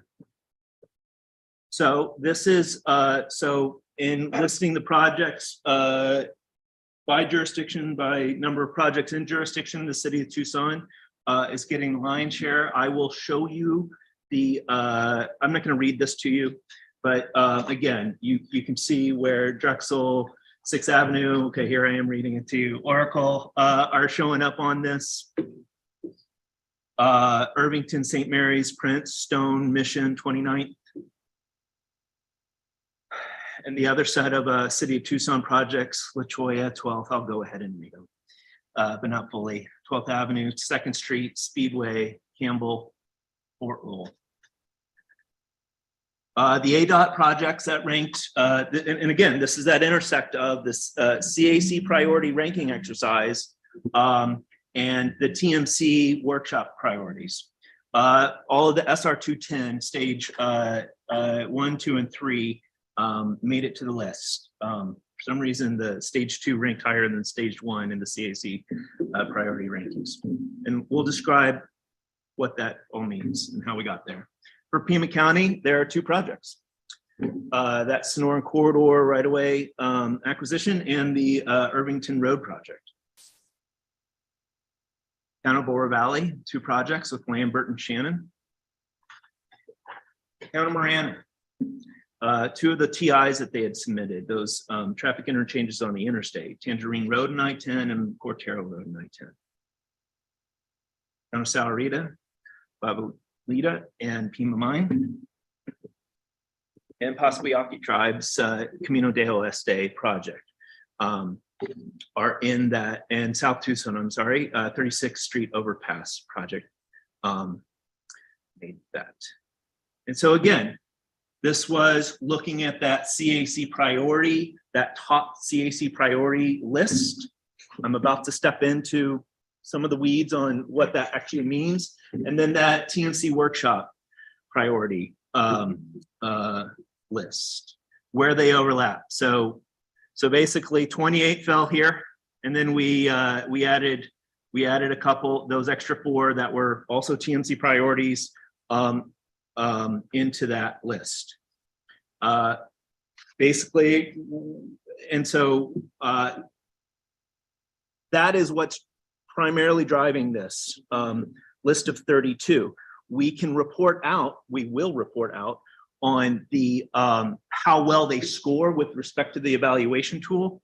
But let's step through the CAC priority projects. So CAC members were asked to prioritize projects based on their individual assessment of high, medium, and low priority. Those priority rankings were compiled to provide an average of priority values. On average, each project received 21.48 individual CAC member rankings. So across all 108 projects, every single project averaged 21.48 responses. So that was for the size of this group. I felt like we, that having that open for 4 weeks, we got a lot of good input from the group. I referenced 4 weeks because we had opened it up October 14th. I had closed it the Thursday at 3 before when the meeting was to be scheduled on the 21st, so I could start processing everything. So that was a little over 4 weeks, but there's hope. So what does it mean? CAC priority ranking process. So each time a project was identified as high priority, so basically we took all your results and we tallied how many times it was ranked high, medium, or low. And so each time a project was identified as high priority, it received 3 points. So we multiplied the number of times it got high points and multiplied it by 3. Each time a project was received medium priority, it received 2 points, and then low priority, it received 1 point. The points were totaled, and then when we looked at how many times that priority count, so you see there's good representation. That's where I got that 21.48 across all 108 projects by evaluating that row. And then we got a priority average points, and then we just ranked them where number 1 was the top priority. In order to get that list of top ranked list CAC priorities, we just went down the CAC priority rankings until we hit 1.1 billion. So, and I'll show you what that looks like. That took us to like 37 projects. Happened to be ranked 35, but there's some that like here's a good example. We're 15. There's 2 projects that got the same average. So anyhow, those top set of projects were then intersected with those TMC priorities, and that gave us that initial pass. Let me go over here. So next, what we did, once we got that list of 32 projects, we then looked at how well they scored through the scoring exercise. And so essentially we're reporting out. This didn't really drive that initial selection, right? So we're kind of reporting out how well. So 21 of the group of 32 projects scored reasonably well. And we went through a similar exercise, which I'll step through right now, where I'm going to talk about it a little bit more. The CAC Project Evaluation Working Group adopted metrics for ranking the RTA next submitted projects to complement the priority exercise. For each of the CAC goals, a project was given up to 10 points based on the opportunity to make a positive impact for the goal area for a maximum score of 100 points. The working group aligned CAC goals with data-driven performance measures where available. Up to 75 points was assigned based on performance measure data. We had solicited CAC input to help guide where 25 points would be assigned. The additional 25 points required input from individual CAC members on how well they believe each project could make an improvement towards a goal. We're trying to incorporate some of that qualitative assessment on some of the goals that were a little, that didn't align super well with some of the available data. So we tried to get that group input on how well we felt the project would make an improvement towards that goal. The individual values were averaged and integrated into the overall CAC evaluation score. So this slide shows, similarly, we have each of the 10 goals, and this color coding is that 0 to 10, where 10, you want to have more points, right? Where if it performed well, it got 10 points, and 0 if it didn't. And then in those 25 points really kind of came into play in goals 28, I'm sorry, 8 and 9, and then 10. And so we took that average score, and then we ranked it. Sorry.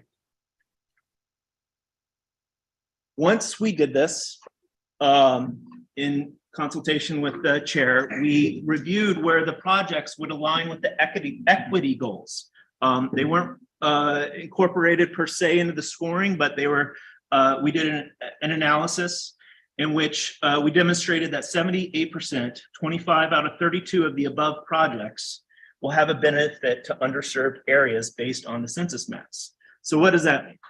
We took the Justice 40 census tract data set from USDOT, and Justice 40 is an expression of addressing equity issues from the federal government. So we have a census tract data that identifies a disinvested, historically disinvested community, and we took each project and we drew a buffer around that project, a 200-foot buffer, and we looked at where that project intersected those census tract geometries. And basically where we identified where a project was benefiting an underserved area if 50% of the that project extent area fell within one of those census tracts. That data set has been, that J40 equity census data set has been added to the map. If anybody's been into the RTA Next project portal, you can see what that looks like. It's orange, it's towards the top. So that was kind of a quick assessment, an assessment of how well where this investment is going. Is that in areas that have previously not received investment? Later in the process, equity can again be viewed from a regional perspective for the overall draft plan, rather than be addressed by each element or by each jurisdiction. Another thing to note that Chairman McGovern pointed out was that over 1/4 of the RTA Next plan is also currently set aside for transit improvements through the categoricals, and these improvements will also go a long way towards proportionately addressing equity goals. But right now, with this list of 32, 78% of them, at least half of the extent is hitting those areas, those J40 census tracts. I do kind of want to be able to we're kind of nearing the end, but the goal is to kind of open up those spreadsheets and look at the map and start kind of tweaking or looking at the list and soliciting conversation. But before we do that, information to keep in mind, many, if not all of the corridor projects proposed have multimodal components. RTA has limited funds and the charge is to present region-wide projects to the voters which they will support. Adjustments and refinements to deliver a plan that addresses jurisdictional allocations will be made as a full draft plan is assembled. The RTA will go out to the public across the region to get additional feedback to validate the recommended plan. And Tom, with that, I'm ready to move into any of the tools, spreadsheets, application as we see fit. Yeah, I think now is a good time also for us to kind of see that list. Yes. And what it totals to and kind of where we stand. There are some questions that have been posed here on the chats, or at least on the raised hands. And let me see if we can get those dealt with here. Let's start with Mary. Thank you, Chairman. And thank you so much for your data crunching. Wow, I'm impressed. I'm A little louder, Mary. We're having hang trouble, on, at let least me- here in the room. I don't know about online. Okay. Can you hear me now? Yeah, that's better. Thank you. Okay, sorry about that. I want to thank you for this wonderful data crunch. And one question, just so I know what I'm looking at. So I'm looking at the website with all this on there.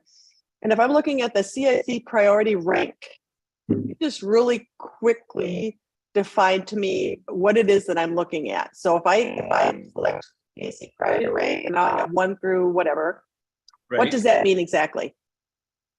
So that is where we evaluated how many times a project was assigned a high priority. So I think for the very top one, that was like 18 times. We had 18 committee members say, this is my high priority. And then we looked at how many times it was assigned high priority, medium priority, and low priority. And for the high priority, we gave it 3 points. For the medium priority vote, essentially, it got 2 points. And for the low priority vote, it got 1 point. We multiplied Okay, that. that tells me that answers my question. Right. And there's one other question is, now next to that is CAC score rank. Could you just give me a quick definition of that? Just so I can- Yeah, no, that's good. The CAC score rank is where we had that evaluation tool, that scoring tool, that evaluation tool where we had 10 goals. And that's like a 0 to 10, 100 range. And we got the average score for that and then ranked it based on the evaluation tool score. Okay, that's perfect. I just was wanting to associate what's online with what you just presented to Right. us, just so I Yeah. have it in And my then head. What you should also have, we left in your own CAC Yes. rank. So you can see how your personal rank or priorities rather relate to those. Yep. Very helpful. I can't tell you how helpful this is. For those of us who are digital people, it's going to be extremely helpful to, as the committee discusses these, to be able to see those three columns especially. So thank you for your hard work. Great. Thanks, Mary. Moss. Yeah, Josh, I just want to give you big kudos. Thank you so much for getting that Justice 40 data set in. I'm glad that we've kind of moved past the equity isn't measurable discussion and that this has been now incorporated. I am looking at the tool online right now, and I'm having, I'm not sure if I'm seeing where the Justice 40 content is listed. Is it, so I have a question about that. And then, Sure. and then I was also trying to just like quickly see that 1 through 28, and I'm sorting by the CAC score rank, and it Right. looks like there's like multiple ones that are scored at 26. I So I'm haven't just, given you that yet. Oh, that's the problem. Sorry, I had the wrong screen share there. So both good questions. We just pushed essentially that CAC priority rank where we took everybody's, aggregate priority and ranked it, and then that CAC score. What we're planning on doing, because this is a lot of information, but we wanted to be able to talk you all through it and see where it's coming. But we had in preparing for the meeting, we had talked about being able to share with you this spreadsheet that contains more information. And so we have the project level details. We have that CAC priority, so you can see, the high points, it's columns, cell C2 times 3, and this is, and then, how we got there. Basically, I'm sorry, let me slow down. The project details is kind of our master list, and what Tom asked me to do, we could show you how we got to that initial list of 32. And just a little bit of orientation on this, the CAC priorities tab contains that CAC priority scoring results. I'm sorry, CAC priority ranking results. I'm trying to use score for the evaluation tool and rank for the ranking process. So I'm going to try to keep that clean as I communicate. And then the CAC score tab is where we get into what those initial goals or what those 10 goals are and what that tally is, and then sorted by rank. One thing to note, so we'll be able to share this, the equity analysis that was displayed on the slide was kind of a report out on how well did that top list of 32 perform against that assessment. It didn't get folded into these goals, so don't look for it there, right? It was done kind of, as a report out on how well did your priorities as a CAC kind of look to go and fulfill some of those equity goals that you all had. So through your expression of your CAC priorities, you really reflected that in your higher priority projects. One thing to note with this spreadsheet, so this is currently sorted by CAC priority rank, this column in this lighter green column here. This blue indication is rank 35 is essentially that top, we went down to this project, and that's where we hit that 1.1 billion value. And similarly, if I were to go up to the CAC score from that evaluation tool exercise, down to rank 36, and they're both 37 projects deep, right? And then what we did with the CAC in order to get this priority list into this potential list, we looked at where the CAC priority, top CAC priority ranks, which I then kind of coded here. I don't know if you can see in group B, this column here, it stops, CAC priority stops at 35. And where did that overlap with the group C, the TMC priority? That gave us that initial set of 28 projects. And then we added in the next top ranking CAC priorities for the jurisdictions that weren't represented. So this, if you were to go in with spreadsheet, with your understanding of Excel, you can go in and sort and filter yes on this very last column over here, potential, I had to squeeze it all in, potential list, I think is what I called it. Yeah, potential list equals yes. And then you can scroll down and see we're at 1.162. Now, I'm going to jump real fast over to a view that you all don't have, but for the purposes of this meeting, I have the ability to see where CAC potential list equals yes. And this is what those 32 projects look like. The total cost is going to be different because the Sonoran corridor cost is sitting at 960 million instead of 20 million. But this gets us at that 1.16 billion dollar point. And if you were to really add them up, though, it would be more like 2 billion because of the extra 900 million. Correct. That's why down on, I don't know if anybody can, on the screen down here, it's showing 2.6. That's where that number's coming in. That's why that number is different than the 1.1. Okay, but that difference is only 900 million for that one. Right. Why is that much higher? I'm not sure why that's much higher. We have a couple of other projects that have been put in here as well. These are 32. Oh, because we started at the 1.1 for the 20. Let's go over here. Sorry. We should be at 1.16.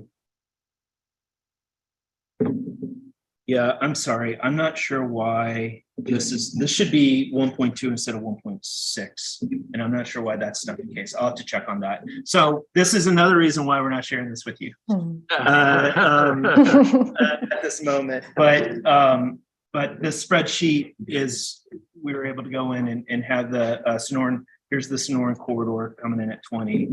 I'm not sure where that other 5 came in. But I do feel good about these numbers. These 4 Drexel projects represent 4/5 of the submitted projects for Drexel. There's a lot of discussion at the workshop about looking at the full corridor. So that may be something to consider. And maybe if there are any missing areas or, I think this is the part where it should be open for discussion, or and the dialogue of what this initial list is and what it could be, or how we want to move forward from there. It's a little bit open right now. So there, at least I know you and I have had at least short conversation about some other projects that come close to the ranking cutoff, but it didn't make it, like Drexel as an example, right? That makes sense to bring forward. I'm sorry. Are there some others like that you can kind of seed our conversation with? Well, I guess in acknowledging the comments that were shared, the opening of the meeting, I think this is an opportunity seeing like, well, what might be missing? Yeah, where are their gaps? Right. Yeah. And so the Southeast area is missing in this. That, to me, that would be something that kind of stands out with this initial list.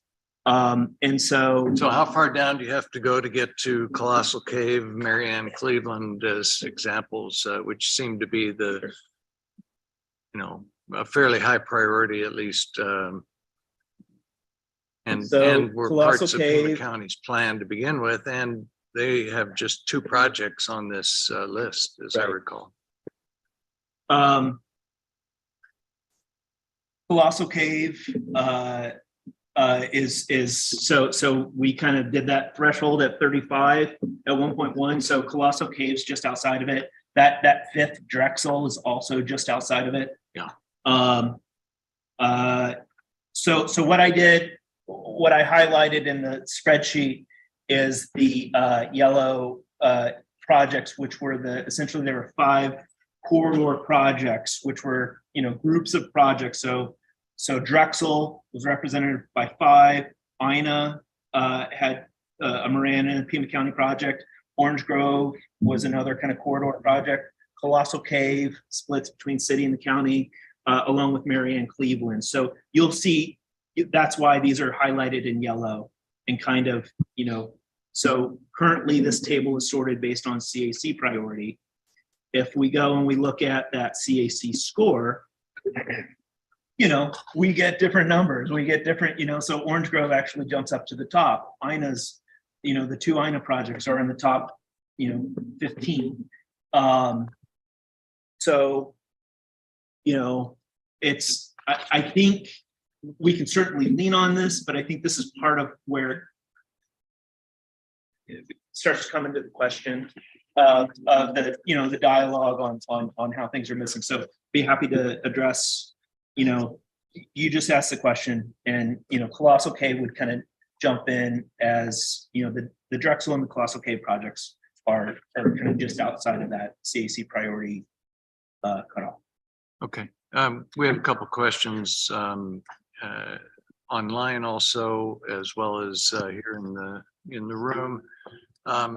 Justine, did you take your hand down, or do you still have a? Well, I did, and I guess because I just wasn't sure if this was an appropriate time. I think, and Josh, I appreciate your presentation and all the work that you put into this. And I guess my concern was, I wanted to just point to the fact that 21 out of, I think, 34 or 35 CAC members participated. And I know that, I'm also I work for the public, Josh. And so when we have even, 10 numbers, 10 people attending something feels pretty successful. But I think for a group charged with this work, that seems like 60% or something of participation. And so my question was kind of to the chairs, how you as in your role as chairs and us as committee members can support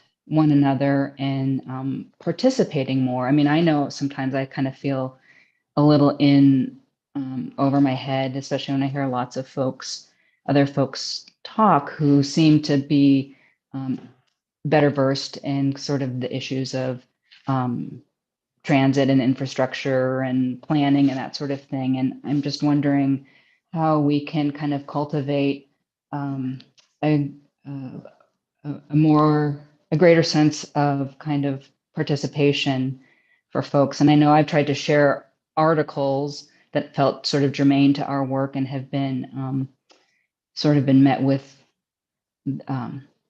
just sort of people pointing out that I was breaking open meeting laws, which were never my intention to do that, but just, I come from a place of information and knowledge sharing and just how we can do that. So that's my question, I guess, is I'm happy that 21 people did participate, but when I think there's 35 people on this committee, how do we get more participation and people to feel comfortable participating, I guess, if that's why they're not, because we had 4 weeks for people to respond to this. And in that time, not everybody did. So just wanting to know what's happening and how we can support one another more.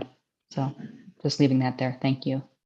Yeah, it's a good question. From my view, the number of 21 is relatively close to what our average attendance has been as well. And so, although I don't know this for a fact, at least in my simple brain, I think of the likelihood that those who participated in the scoring or in the priority ranking, in the priority exercise, are likely the same ones who participate like today or at our meetings.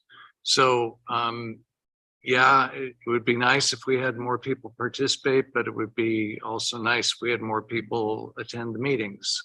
So I think it's the best information that we have that represents some groupthink.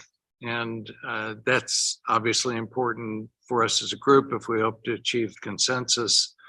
And it's one reason why I think the ranking, the CAC ranking using our 10 or 11, 1 to 10 votes, and the extra 25 points that we had for those last 3 areas is maybe less valuable to us because we didn't have 21 people participate. I think we had at least partial participation of about half that number.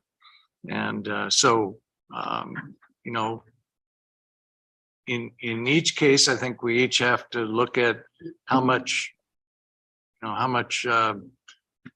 weight or value do we place on the mathematics of each of these exercises. But from my perspective, and knowing that the individual jurisdictions placed pretty high priority on the same projects that we did in this.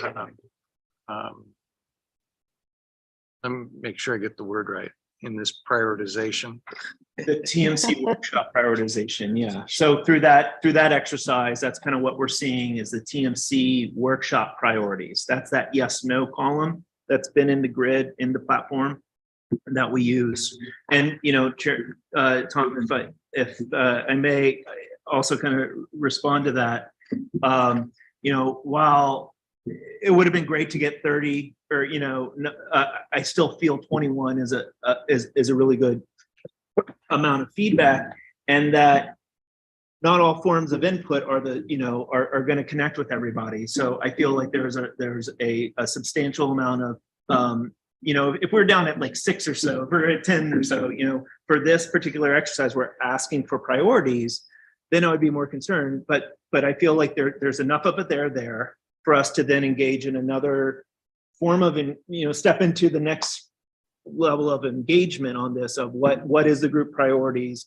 You know, maybe if you were unable to go through the website and provide that information, can you communicate in this forum and kind of maybe not try to like squeeze everybody through the grinder of stepping through that, but now open it into the discussion and go through this open grinder. And with respect to the half of that went through the scoring exercise, to me, that was less, I also felt okay with those numbers because that was less of a value-based assessment, which a priority is, and more of, hey, are we all thinking the same thing that this project does or does not improve the goal, this particular goal, as opposed to what is your value of how well that project does it. So, I mean, even with that smaller number, I feel like we received decent amount of input for those 25 points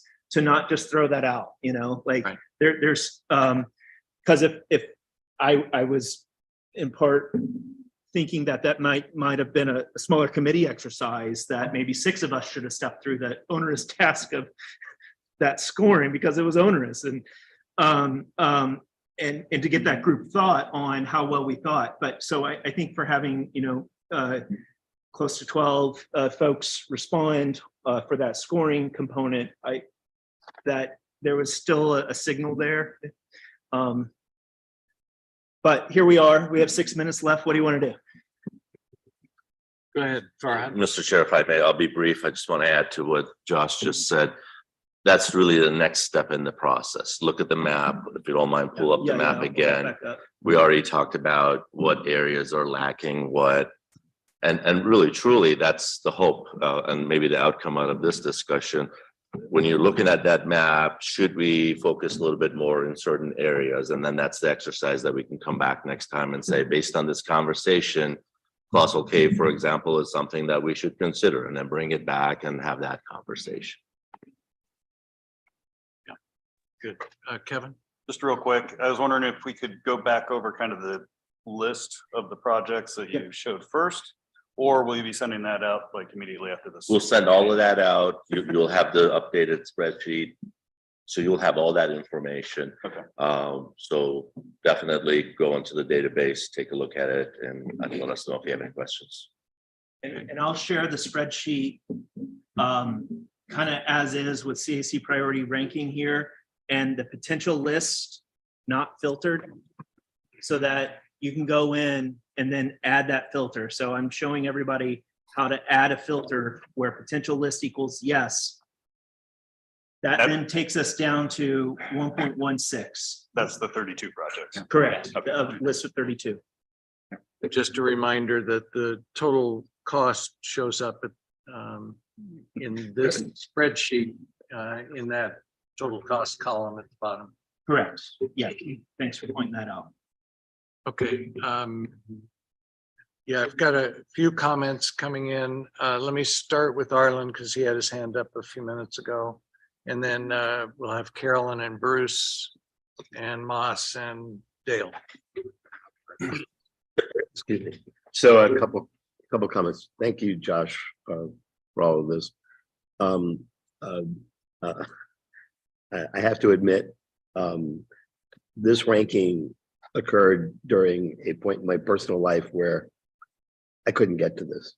Right. So I participate in the meetings. So somebody who doesn't participate in the meetings based on Tom's things participated for me. And I appreciate that, whoever that was. A couple of very specific questions. The Drexel piece that doesn't rank as high is, as I can't tell from this. Yeah. Is this in the middle of the set of projects along Drexel, or is this at the end, or the isolated? I believe it may be on the western side of it. Okay. And then the second question, and the Colossal Cave one is it's the interstate. Well, it's, yeah, so there are, okay, yeah. So there are 3 Colossal Cave projects. Yes. And so the one that ranked higher was the one near on the interstate. I do feel that, yeah. There was a lot of discussion from TMC workshop that should be considered a corridor. So, you know, if we have one, we may want to think about all of them.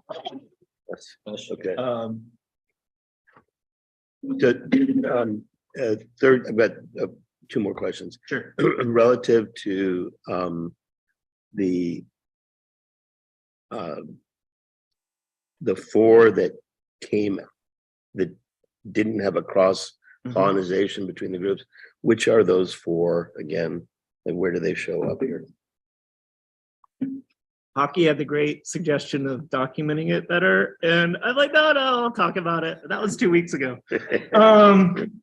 We are, yeah. So that would be Sahuarita and Oro Valley. Those 2. Those 2 jurisdictions. There are 2 projects that were added in, and we took the highest performing CAC priority rates for those that also overlap with the TMC priority. And the last one is a question about the equity issue. Right. So you talked about using the census tract as an area where there was impact,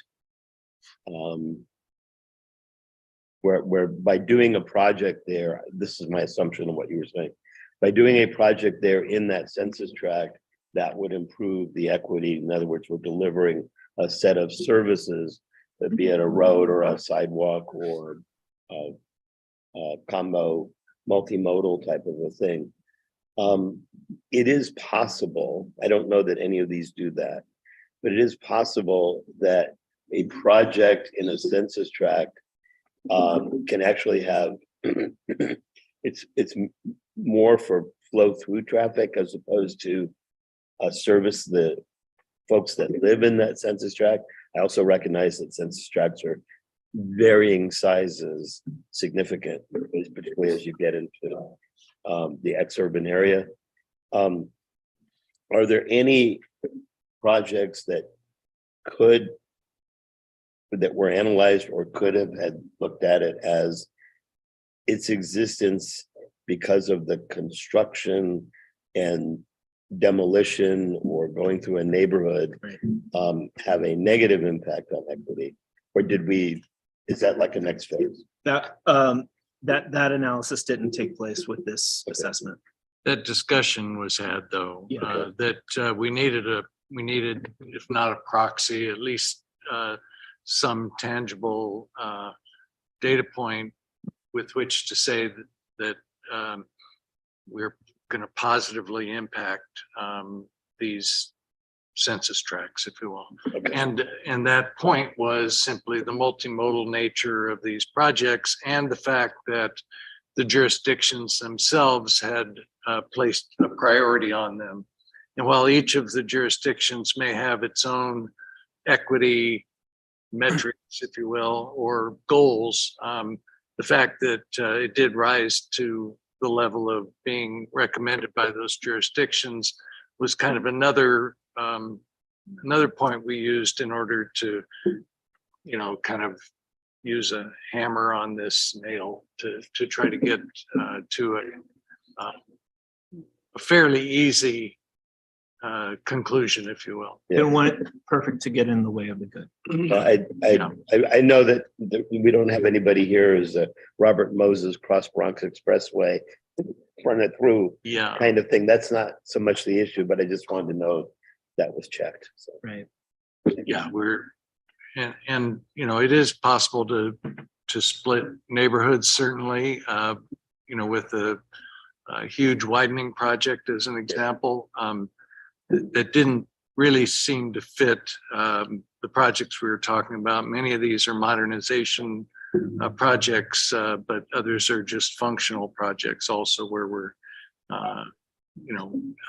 perhaps staying within the curb with that was there today and adding the amenities for the multimodal portion of the project. And my very last comment, not a question, is that looking at the list and the map, I'm guessing that from a political equity standpoint, there's some work to do here, because if it truly is a regional plan and everybody's got to be able to benefit, I don't think we're not at that point, but we'll see what we have to do to get there. Right, but we're also not that far from it as far as I can tell anyway. Let's hit Carolyn and then Bruce online and get their comments. Carolyn? Okay. Yeah, thank you, Mr. Chair. Hopefully I can be brief because some of my questions have already been answered by the previous questions. And so thank you. And thanks to Josh, and it sounds like to you too, Tom, with your work on the equity, and you have some of the kind of lingering questions and issues that some of us do. So more work to be done on that. My question, and it was brought up by, actually two questions. It was brought up when Josh was talking about the Sonoran corridor. Now, the difference is because the project has changed to just be right-of-way acquisition. Is that what that whole discussion was about? That's correct. Okay, and this might be for John Bernal, this question. Next then, there's been discussion at the TMC particularly about revising the budgets for all these projects. And it seems like that's the only one that has been, but only because, it's kind of a different project now. But is that, I don't know if that means prices will go up or down in revised budgets. And I know it's hard 20 years out and all that, but I remember Rod Lane was talking about the projects for ADOT or the entire projects cost and not what they would expect to get out of an RTA plan. And I don't know if that would be the same with other jurisdictions. And I guess the question, is that happening at the TMC or the jurisdiction level to revise these budgets that we got like 4 years ago? And what's the time frame for that? Great questions, Carolyn. Thank you. I can take at least a part of it. Go for it. Yeah, and Pocky as well. We have requested the jurisdictions to provide us whatever their best thinking today is about these projects. We know that there'll be very detailed cost estimating done in preparation of the final plan. But for right now, as many of you have mentioned or even complained, these are estimates that were prepared in some cases back in 2019. And the past couple of years of inflation have blown them out of the water at this point. So getting the best that we can right now is important. And we've started to get those comments back, those updates from the jurisdictions, and hope to have those very soon. Taki, you had kind of given them, or we had asked for them by a certain time. Yeah, Mr. Chair, we did request a deadline of last week, and some of the jurisdictions are still working on it. But yeah, these cost updates are from the TMC workshop discussion. So they'll be really critical once we receive all of them. Okay, great. Thank you, both of you. And I guess a follow-up question is, are these budgets all the entire projects, or are they a percentage of the projects that the jurisdictions are expecting to receive from the RTA, particularly with matching funds, et cetera? I can't recall if we've talked about that before. Mr. Chair, if I may, I'll respond to that. So we have been requesting for any entity that is able to bring non-RTA dollars to each project to let us know. We'll continue to have that conversation. By the time you get down to a short list, we'll ask that question again.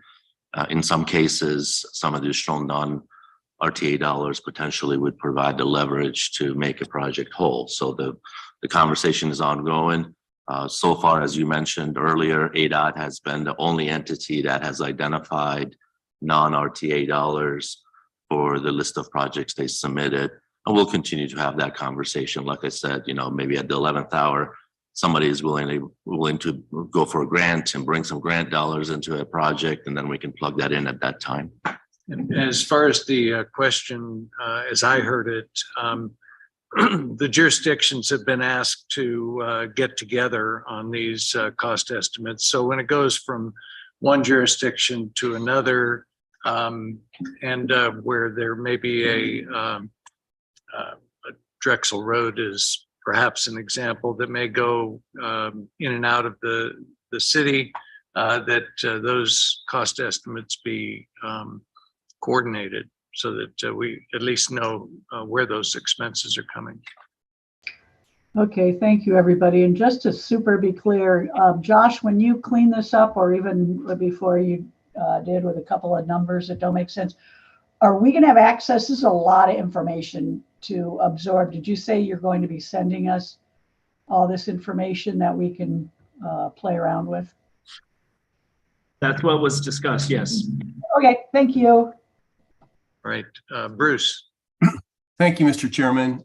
I too want to compliment Josh. I think he has constructed a very powerful set of analytical tools and given us some great analysis. And I think this analysis has done a great job of laying out the details of each of the discrete projects. But I want to make a comment to underscore about what both Josh and Farhad observed, and that is that maybe one of the blind spots in this analysis is not to understand how it impacts at the full regional or sub-regional areas. And I would hope that at our next meeting, we would have the opportunity to, look at it from the map perspective and really understand, why, for example, we don't see some projects in the Southeast rising to the top. My request, if we do that, is I'd really like to see that next level of projects that Josh discussed. I think the ones that are on the chart in yellow or orange, maybe also provided in some order so that we could also take a look at those and see how they impact all the projects and the budget and our considerations. So, Mr. Chair, another Excel tutorial here. You can also not only filter by the text, but there is a filter by color. I think I learned this a year or two ago. And so you can kind of look at that and see, once you have access to this, what are those yellow ones? And then there's always going to be the icon that there's a filter on the top if you do have a filter in there. And remind us once again, what is that? Yeah. Represent? So what I had done, was to present so we have 108 submitted projects, and there's 14 of them that actually represent 5 corridors. And so I color coded those 14 projects so that they would kind of stand out, and then you can then sort by name to get all the Colossal Caves, Drexel's, Ina, Marion, Cleveland, and Orange Grove. I also added a count column over here so you can see the number. Just a little thing for you all that. But this total cost is the original submitted total cost with that TMC workshop adjustment for Sonoran Corridor, and that's it. So that's what this set of numbers are. And in managing these 2 cycles, these 2 processes, we're going to tighten up the numbers that are currently being displayed on the website so that it for CAC members, so that it aligns with what was initially submitted. And then we'll talk about how we roll out the updates and the publish once we have them all in, because I think we have partial submittals, and so we want to make sure we have a clean set of new numbers before we roll out. And unfortunately we tried to accommodate it, but I think what we're seeing is a little bit of a mix, and that's why the numbers are on the site right now. By the end of the day, we'll get that fixed. So just to clarify, these yellow ones are corridor projects that don't completely fall within the 32 projects. No, that's not that. Thanks for the clarification. These are all of the corridor projects. So these are all the sub elements of the submitted. There's 5 corridor projects that were initially submitted as 14 separate projects. Okay. And so these are all 14 of them. Well, what about and then State Route 210? Isn't that? It wasn't considered a identified corridor as a as well? corridor project in the workshop, oddly. And but it all showed up. Hereby declared. Yeah, but I've got over that. But they all showed up in that top CAC priority ranking. Whatever, it was in the top 30. If I may rephrase quickly. Yeah. Because as part of that conversation, these projects were identified as, these are phases of the same corridor. Do we want to combine them? Right. And that's why they're colored yellow, to decide, do you want to combine those phases? Mr. Chairman, I guess my point was, and I appreciate Josh, the tutorial on how to use Excel, but that's not what I was asking. I was really asking, I was really asking that we, at our next meeting, look at these regional corridor projects as part of that discussion to really understand the implication of those corridors and how they relate to the 31 and what the total cost is. Because I really want to see that full regional perspective, but also how it impacts on sub areas and the kind of population and growth and development dynamics that are happening in those areas. Because I think we're going to have to make some important choices about where we put our priorities and what we fund. And I just think that perspective will give the committee a broader sense of what we're dealing with. Great point. Okay, I have Dale here, and followed by Ava and Moss. I'll try to make these quick. One is, I agree wholeheartedly with Arlen and probably some of what Bruce is saying. I think we need to look at these projects on a regional basis as to how it affects people voting, and people all feeling like they are included. 2, I'd like to make a comment as somebody who was on the last time around, and I'd like to say the process, and the chairman was there too. The process in those days was a lot different than what has happened this time. And we have a lot more data to do. And so I would advise everybody or encourage everybody, I don't want to say advise, that's probably presumptuous of me. I would encourage everybody to get involved in these numbers, to look at them, look at what's come up with, and look at what you think might be problems with it. Because that's what we probably really need to concentrate on as we go forward. As Arlen pointed out about the political issue, where you think there are problems from a electoral basis, among other things, as well as the corridor subjects, because it looks kind of silly if we build a project, we build a centerpiece of a project, and there's obvious ends on the left that should have been dealt with. And so those are decisions we need to make, active decisions. Yeah, I think Sometimes that's they're a- hard, but they're active. Yeah, that's a great point. I think we could simplistically just take the list that essentially we've created with this exercise of ranking and scoring.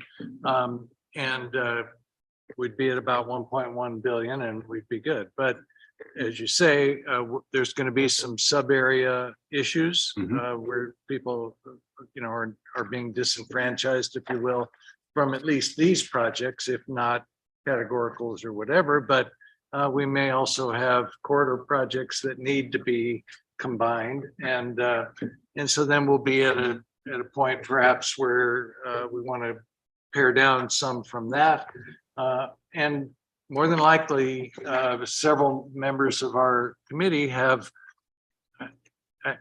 it's pejorative, but a pet project that is something they're passionate about, they believe is really important. Like for me, it's Snyder Road. No, it isn't. I'm just. No, Carolyn just exploded. For those of you who weren't here the other time, first time around, we spent hours and hours on the Snyder Road issue, and the first time around. With that said, I did have one corridor linkage that I did have an immediate question on. I don't need an immediate answer, but we put a priority on State Route 210. My question is, and I don't know the answer, I'm just asking the question, is there something that we're not including on I-10 that relates to the linkage of, that's going to be a problem with the linkage of 210 into I-10? And that's a question that's for staff and it can come back later. But I think that's a question we need to think about. Rod, do you want to weigh in on that at all? Thank you, Mr. Chair. Tom, I have to think about that. I got to refresh myself as to where those connections are. So I can get back with you on it. Yeah. I think that's an important question we need to think about. I'm surprised actually. I raised a lot of questions about it earlier. I'm surprised that we only got those 3 segments.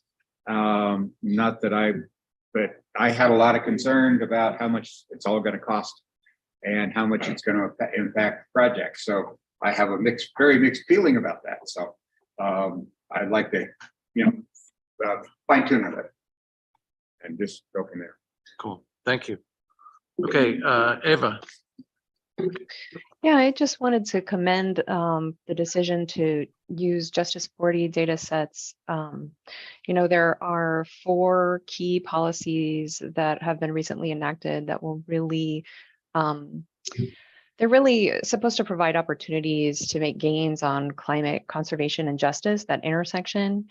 And Justice 40 is one of them. The Inflation Reduction Act, the Bipartisan Infrastructure Law, and 30 by 30 are the others. I'm not sure, how that is going to come into play when it comes to our budget and the possibility for, being able to bring more grant dollars in at the final moments. But I really just wanted to ask, can we access that Justice 40 data set in RTA Next? I mean, when I look at my legend, it doesn't really give me that option. I don't know if that's a permission setting thing that could be changed so that we can look at that. Yeah, So we because vote- when I look at my legend, it doesn't really have any options for me. That It will. that was the intent, is that the third one down would be we didn't label it Justice 40, but it's the disadvantaged communities. That's the Justice 40 census tract data set. So that was the intent. So thanks for that feedback. We'll see why that's not displayed.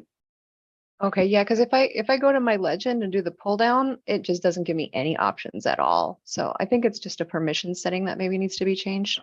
That's not good. Are you in the review page where the grid's on the left? Yes, I am. And when I have the map open and I pull down from the legend that's over the map, I just see this says legend area, and there's nothing there to toggle in between. That's, Refresh. if you can hit your control button on your keyboard, it's the bottom left, and F5, that should do a hard refresh. But it shouldn't be functioning that way. So we'll get you sorted out, maybe offline. Yeah, that would be great sorry because it's about that. not, I've refreshed and it's not making any difference. Okay. Sorry about Thank you. that. Thanks, John. Okay, Moss. Thank you. And I just want to echo that I'm having a similar functionality issue as Ava with the legend. So, and I tried the refresh. So just confirming that's a broader issue maybe.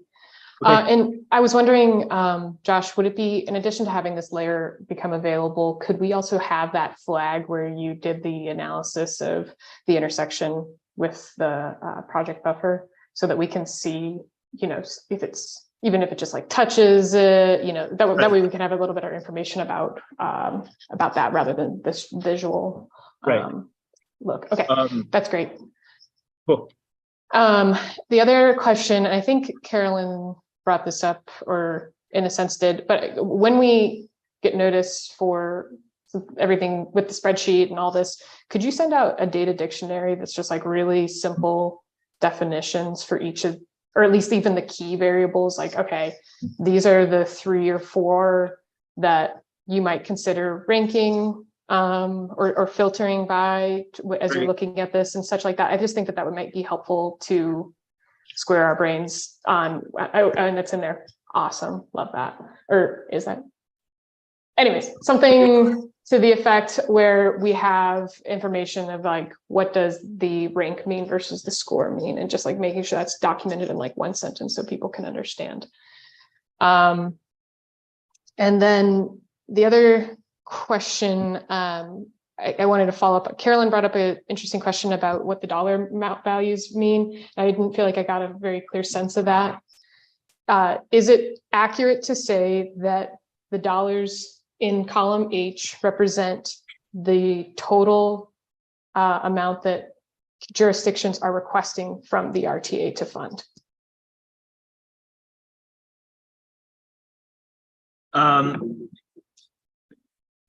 At this moment, I know we have updates coming, but is At that? this moment, we requested all partners to provide the total project costs. For what's represented in column H with the initial submittal, ADOT was the main partner that provided an additional fund source in their total cost. Whereas the other partners didn't provide additional fund sources. So they represent the total project cost. Okay. With the ADOT projects, there is some addition. They're not asking for that full amount for the RTA. Could you make a column really quickly that just disaggregates that from ADOT? I think that would be really helpful for us to, when reviewing their projects, to understand what they're requesting from us instead of, you know what I mean? Could you make like a separate column that breaks out what is being requested of the RTA versus the total project cost? That way we can fairly evaluate ADOT projects. Because right now, right, if they're submitting in this column that the project will cost, you know, $50 million, but they have half of that covered through other sources, we might say, well, 50 million is a little tight, but that's not really representative of what they're asking. And so I think in fairness to them, that would be a really helpful way to break out information. And it is available, and we can make it available in the spreadsheet as well. Okay. I went to the project review page, RTA funding request column on the very far right side, and non-RTA funding. So we have that. We can make it more explicit. It's also in the project sheets, the core application sheets of, you know, local funding. So we have that information. We can make that more readily available. Is there a reason we're having separate like sources? I'm just wondering, but that sheet is really helpful, and I'm looking forward to looking at it. I'm just wondering, is there a way to like make sure that just this tool that we're looking at currently have like, I don't know. So just so people aren't getting confused of where to cramming look all at this information into the website was going to be a total pain in the butt for my developer. Okay. I wanted to, and by the way, there's a team behind me doing all this work. I just happened to get the short straw and get stuck down. The lovely talk with all of you. There's a team behind me making all this wizardry work. So for this presentation, we wanted to work with the spreadsheet to ensure we have that functionality available for the discussion on the 21st. Okay. Okay. And then my last comment, I'm curious, I did want to go back to the what we learned, that about 10 or 11 people used completed the evaluation exercise. And, I hear that a lot of that is just, data points that are, coming together and producing these scores. But, that 25 points is still hanging out, that 2/3 of the committee didn't contribute anything. And a part of that, I wonder, also has to do with, the last time we spoke about the evaluation tool, we didn't proceed forward as far as we hadn't completed the conversation because we lost quorum, right? And so I'm wondering if people also felt like they didn't have the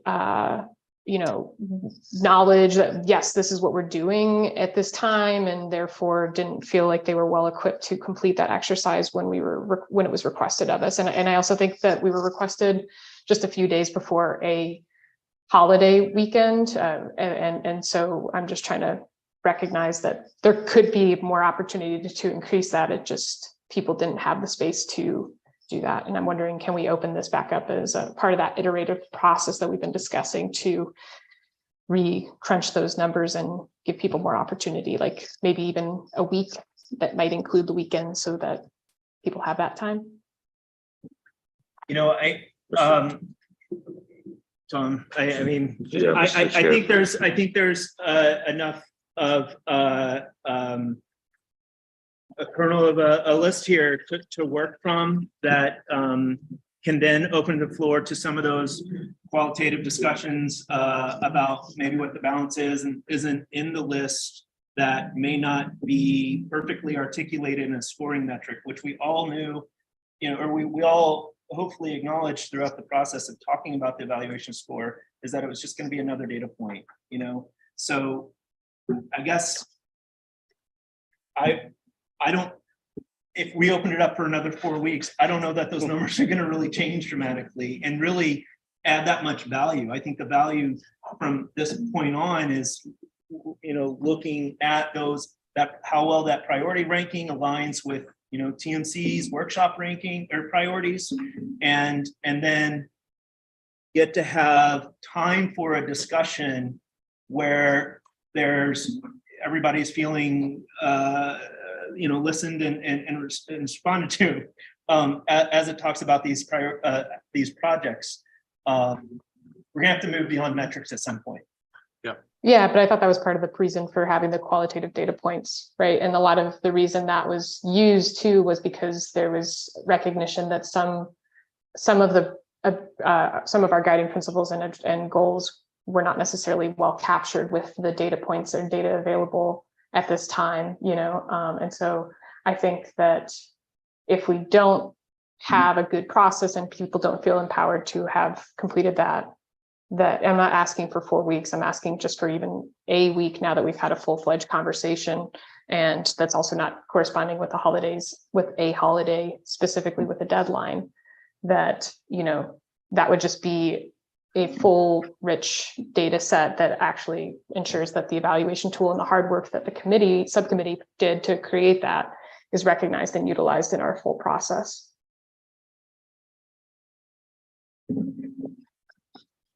I hear you. I feel that the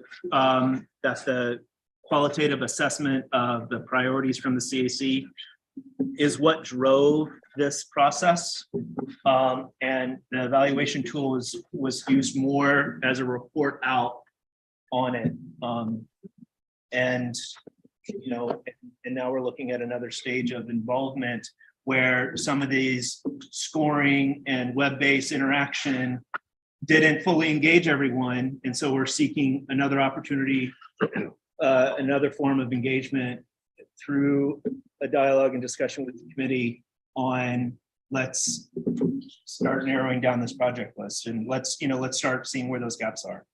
Yeah, and I think if we do that and we go back and open it all up again, then scores are going to change. Some people are going to change and, look at where their own priorities are and try to make changes to that. I think we're better, or at least as well off by taking a look at those scores, and where you don't agree with them, where you think there's a problem, whether it's lack of understanding, Moss, or simply lack of participation, or whatever it might be, then we make that point together, and we can talk about that individually.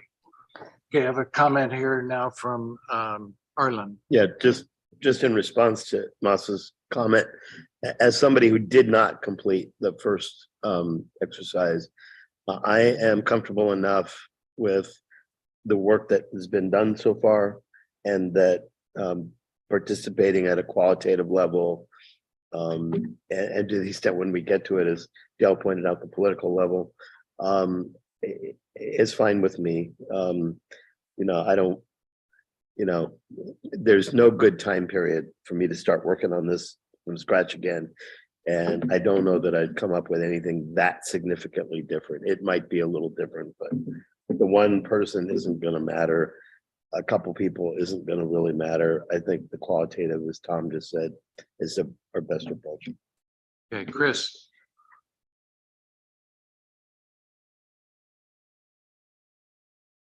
Oops. Lost him. He may have been signing off. I don't know. I'm here. Sorry. I was muted. Sorry. Yeah, Mr. Chair, I was going to make the point and echo the points that have already been made, that some people might have chosen not to do the scoring because they believe that the high, medium, and low was adequate for purposes of the initial pass. The real work that has to be done is in the committee. This is a fantastic tool for helping us prioritize and really have good, solid conversations about sort of making the difficult compromise choices that we have to make. I don't think we need another pass at the scoring in order to do the work that we need in the committee. That's my perspective. Thanks. Okay, thank you. Any other questions or comments? So I was, if I may, Mr. Chair, so just summarize what we heard you say, and hopefully anticipate at the next meeting would be to really roll up your sleeves and look at these 32 plus projects. And then let's really have that conversation. What's missing? What are the poison pills? What are the things that are probably here but may not be as a priority? So please become prepared for that conversation. Yep. Spend every waking moment between now and 2 weeks from today going through the spreadsheet and the web database.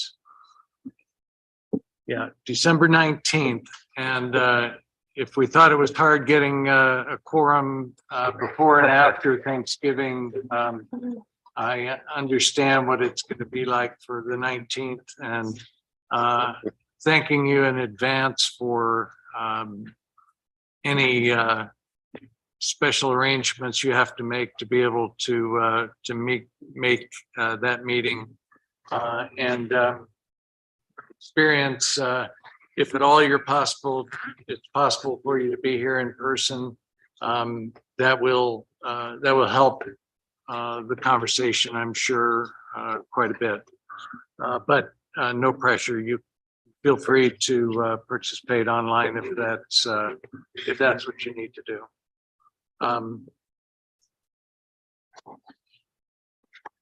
All right. I think future agenda items, I've heard a few mentioned today in the discussion we have with General Maxwell. If we have, I think we have a little bit of time, 5 minutes. Are there any agenda items, Patricia? Hi, yeah, I also wanted to circle back to agenda item number 3. I tried to speak a couple of times, like interject, but I didn't get called on. Are the comments from the past meetings, can somebody put the link as to where they are on the website? I just want to make sure we're not moving forward without hearing from everyone. We heard some Vail comments, but I think you mentioned that there's some other folks that had submitted too. So just wanted to flag that and hopefully get those comments to review so we can all see them. And then in terms of future agenda items, I'd emailed about this in the past and I mentioned it, as you said. I'd love to put a discussion on categoricals and the budget on the agenda so we can get that information and our input to the board on those items. And then I believe in the past we'd also had been requested a conversation or a couple of presentations about induced demand and some other higher level concepts. Now that we've had the chance to all see all of these particularly roadway projects and other projects, we can kind of contextualize these larger concepts when we make decisions. Like, I wondered if we could agendize those things. Thanks. Mr. Chair, Patricia, thank you for giving us your list of agenda items. We do still have a recurring, an ongoing list of agenda items. They have not been forgotten. But just to clarify, the comments that Tom went over this morning, they were posted after the 2 weeks ago CAC meeting. They are on the website under the Citizens Advisory Committee documents. If you need me to resend you the link, I can, but it's all there. Okay, thank you. Were they in our meeting packets? No, they're on the website. Comments don't get sent out in the packet. They're on the website. Okay, great. Yeah, I can look through my emails, but I just want to make sure everybody knows where that link is because I didn't. So thanks for that. Very good. All right, thank you all. Seeing no more hands, we are now adjourned. Thank you all for staying around beyond our normal 1 o'clock. Appreciate it. Meeting.